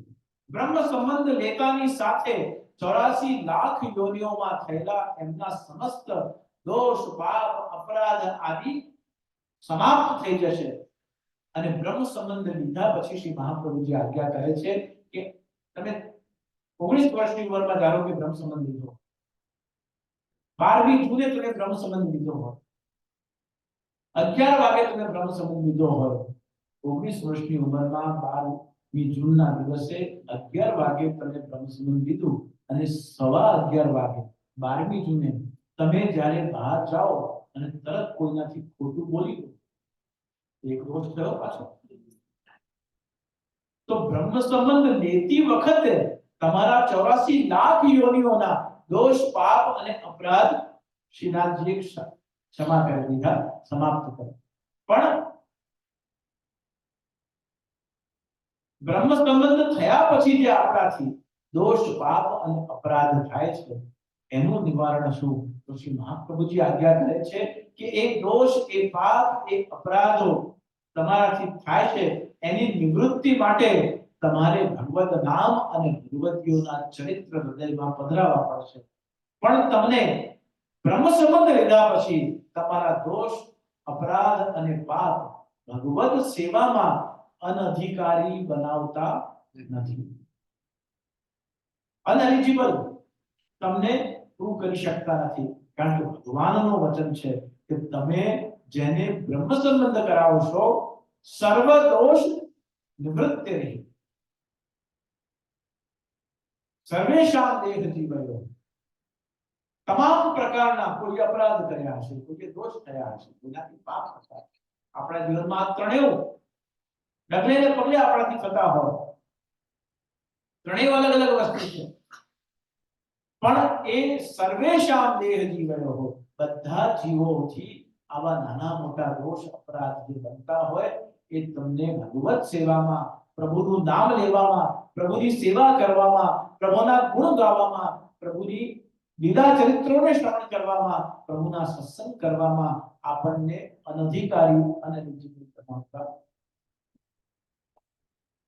આ બીજી વાત, પુષ્ટિ માર્ગની પ્રભુતાની બીજી વાત કે બ્રહ્મ સંબંધ ઠાકોરજીને આ દુનિયાનો કોઈ પણ ગુરુ એવો નથી કે જે તમને આશ્વસ્ત કરી શકે કે તમે આ માર્ગ પર ચાલો તો તમને પ્રભુ મળે અને મળે છે. આ સાહસ કેવલ આચાર્ય શિરોમણી જગતગુરુ મહાપ્રભુ શ્રી વલ્લભાચાર્યજી કરે છે. અને એ પણ કારણ કે એમને સ્વયં પ્રભુએ પ્રગટથી દીક્ષા આપી અને વચન આપ્યું, અને જેને પ્રભુ વચન આપી દે કે હું એનો હાથ અને સાથ ક્યારે નહીં છોડું, એ એ જીવ ક્યારે પણ સંસારમાં અટવાતો આ પુષ્ટિ માર્ગની બીજી પ્રભુતા અને પુષ્ટિ માર્ગની ત્રીજી પ્રભુતા એ છે કે આ જેટલા પણ 5 ભક્તિના ધર્મો છે સેવા કીર્તન સ્મરણ સત્સંગ અને ધ્યાન ચિંતન સતત જે સત્સંગ કર્યું છે એને વાગો જેને આપણે વિરહ અનુભવ કહીએ છીએ સત્સંગમાં બોલાયેલી વિચારાયેલી વાતો એનું ચિંતન અને સેવામાં થયેલા અનુભવનું ચિંતન સેવા અને સત્સંગનું જે મિશ્રિત ચિંતન છે એને આપણે સ્મરણ કહીએ છીએ યસ્ય સ્મરણ માત્ર સ્મરણ છે ને કહીએ છીએ કે આપણે આજે ગુલાબી પરદની ધરાવી એના ઉપર ગુલાબી સુંદર ફેંટો ધરાવી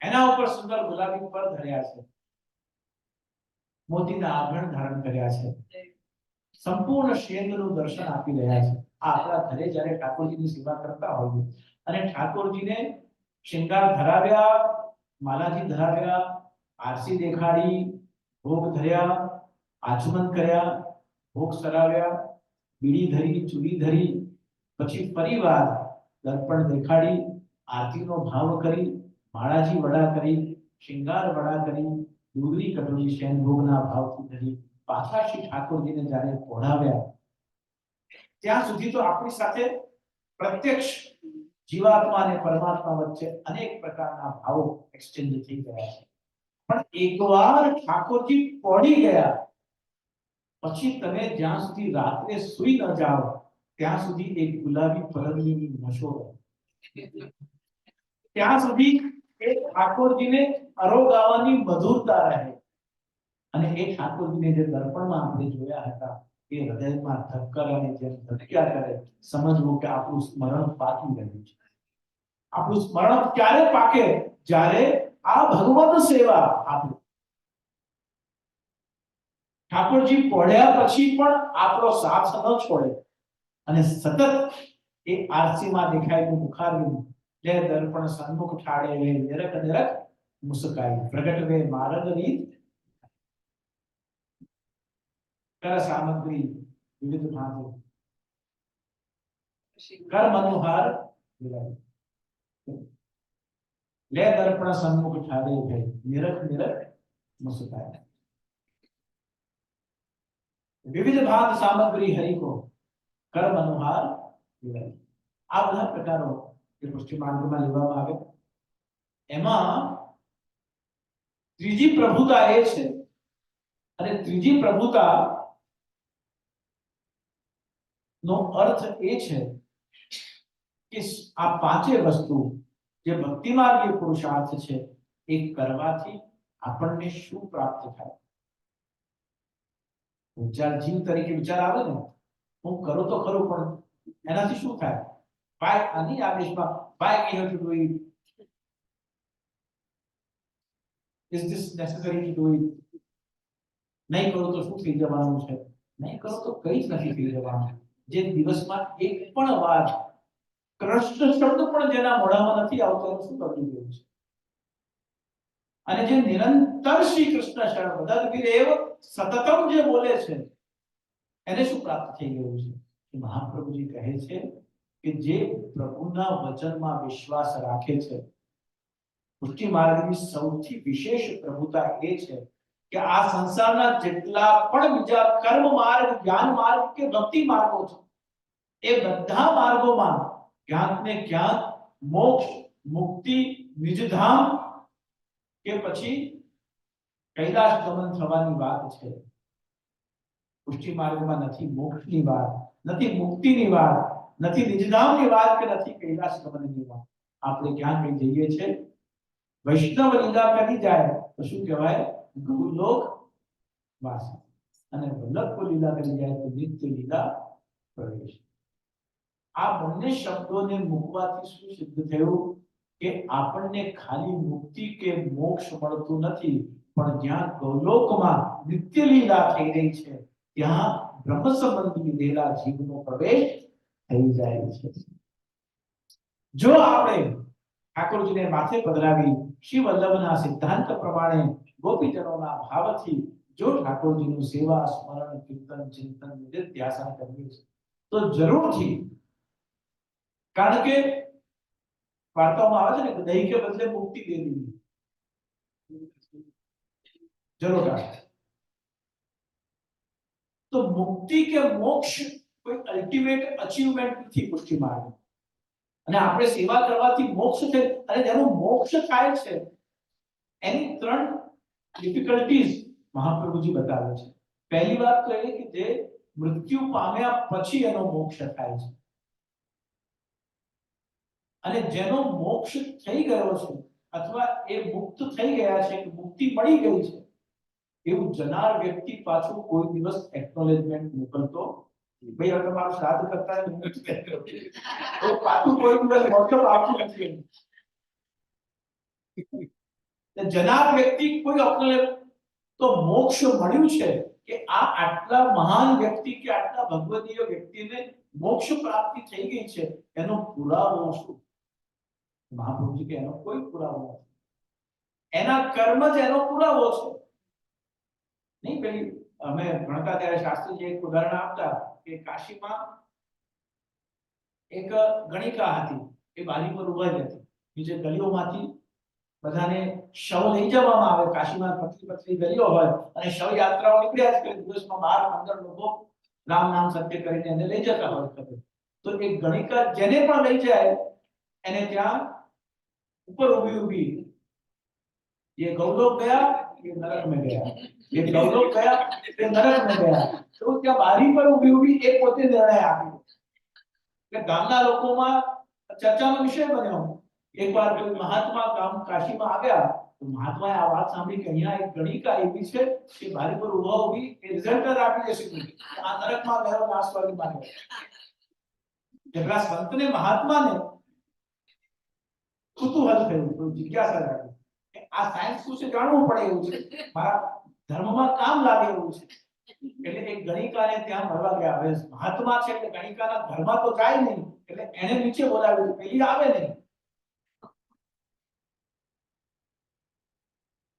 હવે ગામના 4 શ્રેષ્ઠીઓને લઈને મહાત્મા ગણિકાના ઉપર ગયા, એને પ્રણામ કર્યા કે હું તારી પાસે શિક્ષા લેવા આવ્યો છું, કંઈક આશીર્વાદ આપવા આવ્યો નથી. તું મને બતાવો કે આ શું સાયન્સ છે કે તું જોતાની સાથે કહી દે કે આ નરકમાં ગયો અને આ સ્વર્ગમાં ગયો. એટલે એક ગણિકાએ પેલા મહાત્માને કહ્યું कि महात्मा आप मेरी कुटिया में आपके चरण आए, आज से मैं तो धन्य हो गई, पर ये कोई बहुत बड़ा विज्ञान नहीं है जिसको ले जाते हम उसके आगे आगे चलने वाले लोग जब ये कहें कि કેટલા વર્ષો પછી આવો કોઈ માણસ પ્રગટ થાય, કેટલો વાલનો દરિયો હતો, કેટલો દાની હતો, કેટલો સરળ સ્વભાવનો હતો, કેટલો સારો નિર્મળ હતો, કેટલો મફતમાં લોકોને જમાડતો હતો, કેવા સુંદર ગીતોના સંગીતના કેટલા સુંદર ગીતો ગાતો હતો, સદા પ્રસન્ન રહે, એ ગાય ત્યાં પ્રસન્નતા થઈ જાય, બધા પ્રફુલ્લિત થઈ જાય, એવું જેના આગળ ચાલનારા લોકો કહેતા હોય, સમજવું કે આ હવે સ્વર્ગલોક. અને જેના પાછળ ચાલનારા લોકો એમ કહે કે હાથ છૂટી આ ગયો. આજ આપણને કાયમ મળતો હતો. આના કારણે જ બધી તકલીફ હતી. આ બધાને એકબીજાને લડાવે, એકબીજાની વાતો કરે, આવા સ્વભાવના વ્યક્તિ કે આપણી સંસ્થામાં કે આપણા સમાજમાં આવી રીતે કર્યો, આજ આપણે છૂટ્યા ગયા, તો સમજવું કે આ બહુ લૌકિક અતિ સામાન્ય મુક્તિ માટેનું દ્રષ્ટાંત છે. બહુ લો પ્રોફાઇલ જે એક્સપ્લેનેશન ઓફ સલ્વેશન છે આ છે. મહાપ્રભુજી એનાથી કેટલી પર વાત કરે છે. શંકરાચાર્યજીએ એક વચન આપ્યું કે ભક્તિની આવશ્યકતા જીવનમાં શા માટે છે? કારણ કે વ્યક્તિને મોક્ષની પ્રાપ્તિ કરવાની છે. મોક્ષ કારણ સામગ્ર્યામ ભક્તિરેવ કરીયસે. શંકરાચાર્ય શ્રી મહાપ્રભુજી શું કહે છે? કે મોક્ષ की મુક્તિની પ્રાપ્તિ એ દૈવી જીવ માટે કોઈ મૂલ્યની નથી, કારણ કે એને મોક્ષ જોઈતો નથી, કારણ કે એને મુક્તિ જોઈતી જ નથી. તો પછી એને શું જોઈએ છે? આખો સંસાર કર્મ માર્ગ, જ્ઞાન માર્ગ, ભક્તિ માર્ગ મુક્તિ પ્રાપ્તિ કરવા માટે, મોક્ષની પ્રાપ્તિ માટે જ તો આ બધા સાધનો કરે છે. તો પુષ્ટિ માર્ગના જીવને મુક્તિ જ જોઈતી નથી, મોક્ષ જ જોઈતું નથી, ત્યારે શું જોઈએ છે? ત્યારે શ્રી મહાપ્રભુજી આજ્ઞા કરે છે કે સંસારમાં જન્મેલા દૈવી જીવને મુક્તિ કે મોક્ષ એટલે જોઈતો નથી, કારણ કે મુક્તિ કે મોક્ષ આપનારો જે છે એની સાથે એનો સંબંધ કરાયો છે. મુક્તિ કે મોક્ષ આપણને કોણ આપશે? અલ્ટિમેટલી તો પ્રભુ જ આપવાના છે. તો તમારો સંબંધ જ એનાથી થયો છે કે જ્યાં મુક્તિ અને મોક્ષ ગૌણ થઈ જાય છે. એક વરો ગોપી જન વલ્લભ નહીં સ્વામી બીજો.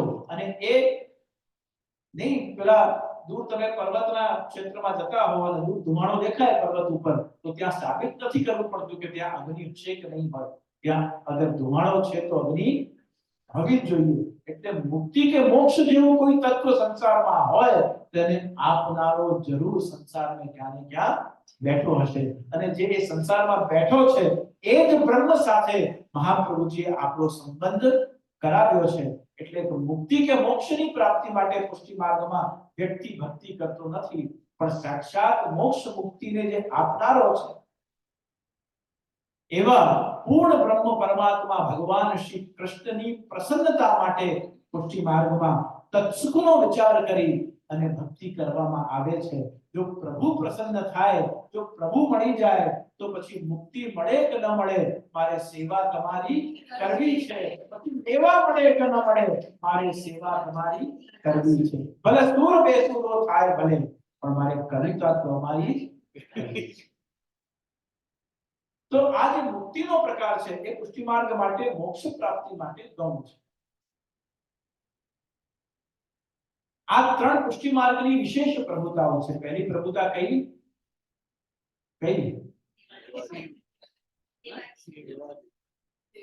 આપણા ઠાકોરજી એ દેવાધિદેવ છે. બીજી પ્રભુતા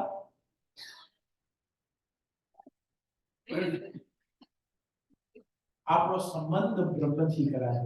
અને ત્રીજી પ્રભુતા એ છે કે આપણને મોક્ષ કે મુક્તિની પણ કામના નથી, પણ મોક્ષ આપનારો જે છે, મુક્તિને જે આપનારો છે એની સાથેનો સીધો સંબંધ આપણે કર્યો છે. અને આપણા ઘરે બિરાજે છે એને ક્યારે પણ મનુતે નૈવ લૌકિકમ શિક્ષાશો અંતિમ સમય કે જે તમારા માથે પુષ્ટ થઈ સેવ્ય થઈને તમારા ઘરે બેઠો છે એ પૂર્ણ બ્રહ્મ કૃષ્ણ સાક્ષાત નાથ દ્વારામાં વિરાજતા શ્રીનાથજી જ તમારા ઘરે વિરાજી રહ્યા છે. મનુતે નૈવ લૌકિકમ, આ તો મિસ્ત્રીના છે કે આ તો ગુલગરના છે, આ નાગરીના છે, આ અંસકડીના છે. એ આપણા સેવા પ્રકારથી એમના સામર્થ્યનું મૂલ્યાંકન થઈ શકે એમ નથી. આપણા સામર્થ્ય પ્રમાણે આપણે મિસ્ત્રી દૂધ કે દૂધગર કરી રહ્યા છે. એનાથી એના સામર્થ્ય, એના સ્વરૂપ, એની લીલા, એના ગુણ, ऐश्वर्य वीर यशस्वी ज्ञान वैराग्य એના ષડધર્મોમાં કોઈ ફરક પડતો એ સેવ્ય થાય એટલે પૂર્ણ બ્રહ્મ પરમાત્મા શ્રી કૃષ્ણ બને છે. અને આ જ પુષ્ટિ માર્ગની પ્રભુતા છે કે બહુ જ શ્રી ભાગવત ગુણાર્થ સમુદ્ર મથન ક્ષમ, અને પછી જે મંથન કર્યું એમાંથી શ્રી ભાગવત પીયું છે. તત્વ શ્રી ભાગવતના ગૂઢ અર્થને અમૃત તરીકે પ્રગટ કરીને અને શ્રી મહાપ્રભુજીએ આપણને પુષ્ટિની કઈ પ્રભુતા આપી. શ્રી મહાપ્રભુજીએ વેદ, બ્રહ્મસૂત્ર, ભગવદ ગીતા અને શ્રીમદ ભાગવતજીમાંથી આ મહાપ્રભુજી આપણને પુષ્ટિ માર્ગની પ્રભુતા આપી છે. તો વિશેષ વિસ્તાર ન કરતા સમય થઈ રહ્યો છે. આરતી કરી અને પરિવાર આશ્રય પદનું ગાન કરી અને આજના સત્સંગને આપણે અહીંયા વિરામ આપીશું. એ વિરામ આપીએ તે પહેલા અહીંથી જે પ્રકારે જે એનાઉન્સમેન્ટ કરવામાં આવે એને આપણે સાંભળીએ. આ हवेलीना स्थान पर प्रभु कुछ समय के लिए विराज रहे हैं।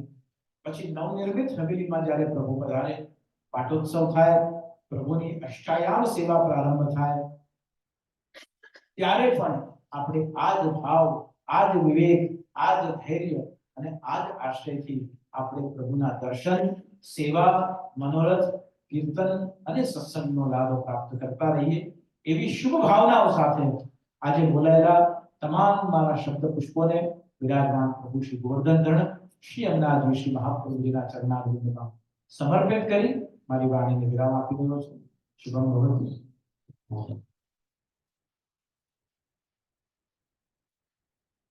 જય દંડવત પ્રણામ. આજ્ઞા. આપ શ્રીએ પુષ્ટિ માર્ગના ઘોડાળને ખૂબ સુંદર રીતે સમજાવ્યો અને ખૂબ આનંદ આવ્યો. ફરી વારંવાર અને જલ્દી જલ્દી પધારી અમને આવા સુંદર વચનામૃતથી કૃતાર્થ કરો એવી નમ્ર વિનંતી. બીજું કે it is my great pleasure to announce that the state of California will honor our Param Pujya Jayashree for his remarkable global contribution and visionary leadership on this June 28th, Thursday, at Sacramento State Capitol. So, please have a round of applause. આપણા સત્સંગો ત્યારબાદ ગાશે શ્રી વલ્લભાઈ. તો આપણે હવે આરતી તરફ પ્રયાણ કરીએ પહેલા I would like to invite Shri પૌલમભાઈ.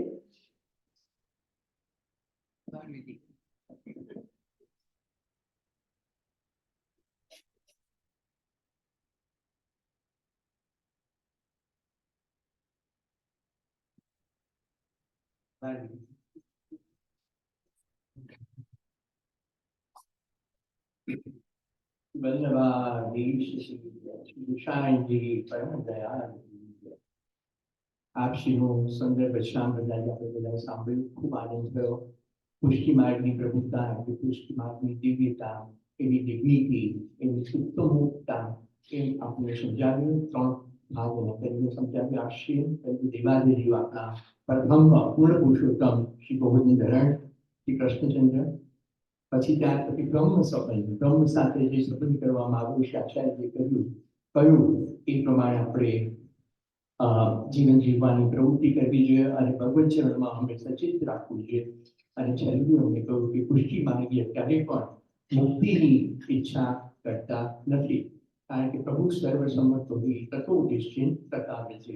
આપણા પૂર્ણ પુરુષોત્તમ ભગવાન શ્રી કૃષ્ણ સર્વ કરવાની સમર્થ છે. જે કંઈ થયું છે, થવાનું છે અને થશે એ નિજ ઈચ્છા કરી શકે. પ્રભુની ઈચ્છા પ્રમાણે જ થાય છે. બધા કરતા મને એ વસ્તુ ખૂબ જ ગમી કે આપણા સંપ્રદાયમાં ગ્રંથ સેવા અને પંથ સેવા એમ માનવામાં આવે છે, નિયુક્ત છે.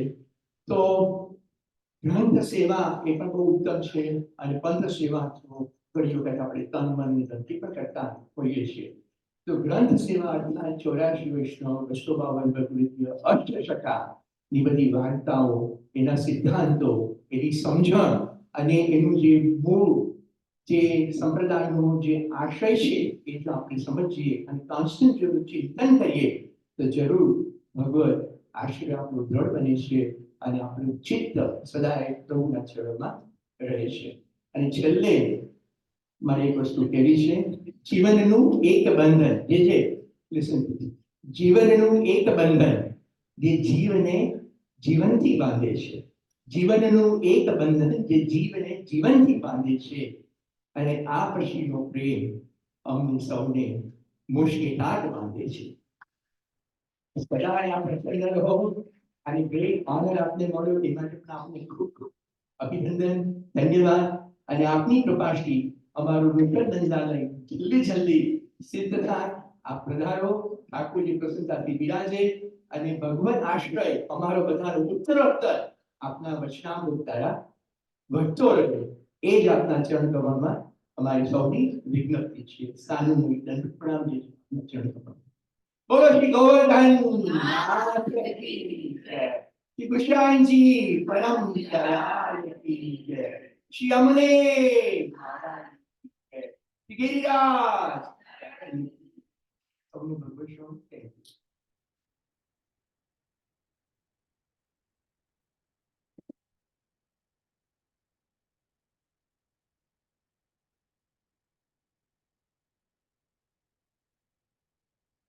બીજું પણ એક ખૂબ આનંદની વાત છે કે આપ શ્રી કૃષ્ણ વ્રતોત્સવ શ્રીમદ ભાગવત ચિંતન સપ્તાહ શ્રીમદ ગોકુળ મથુરામાં થઈ રહી છે. તારીખ છે નવેમ્બર 15, 2024 to November 21st, 2024. તો આઈ નો ઘણા વૈષ્ણવ આપણા મંદિરમાંથી જવાના જ છે, પણ બીજા કોઈ પણ વૈષ્ણવને જવું હોય તો જરૂરથી સ્મિતાબેનનો સંપર્ક કરજો. અને અમને પણ મન થઈ ગયું છે ગીરીશ શીખવું.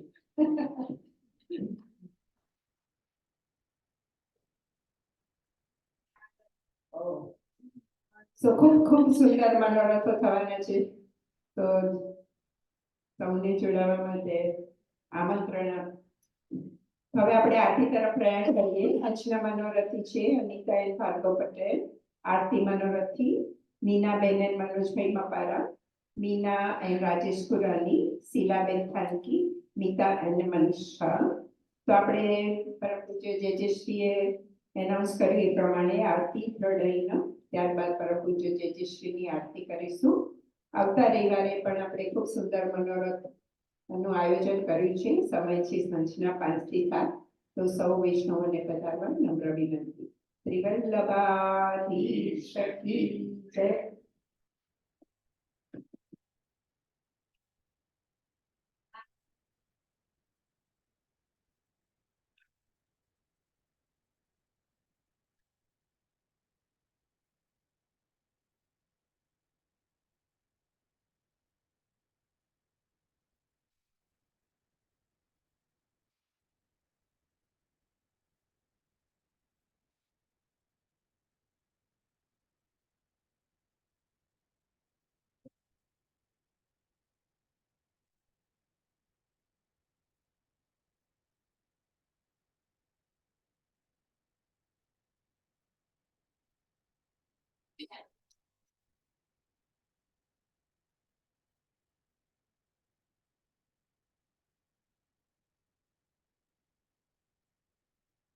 सब आरती उतारो मेरे लालन की, सब आरती उतारो मेरे लालन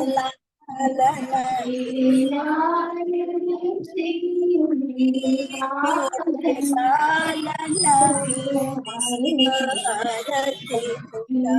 लालन मात यशोमती करतारती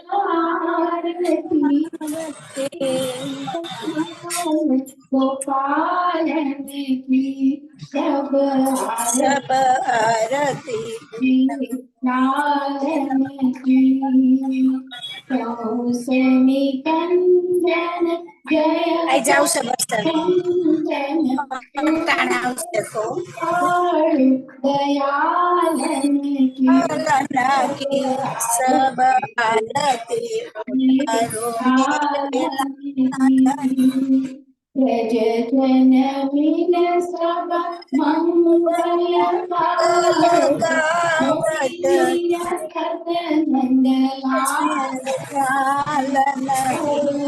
आरती उतारो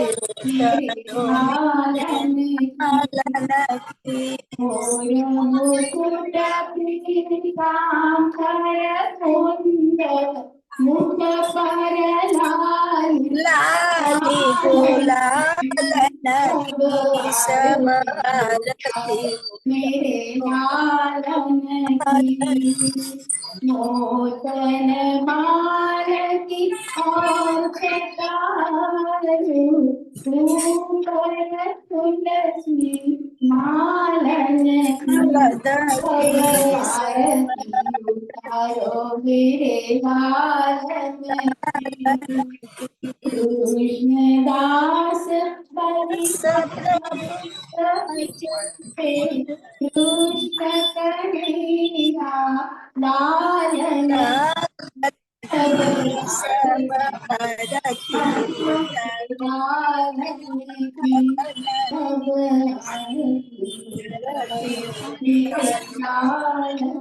આની જ કહું એક હાથું ક્યાંથી કહીશ લીલોતરી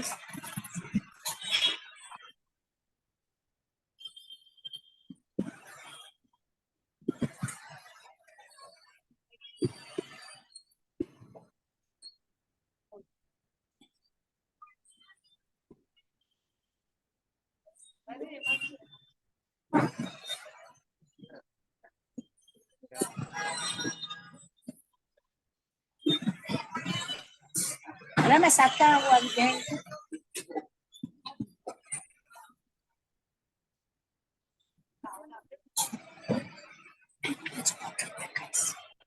આપણે બધા જે બધા જોડાઈ ગયો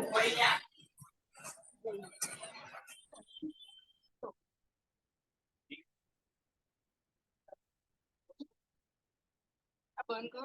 પરમ કૃપાળુ શ્રી પેલા એન્ડ કરો. એમ નહીં થાય. ના આવે. ચાલે છે.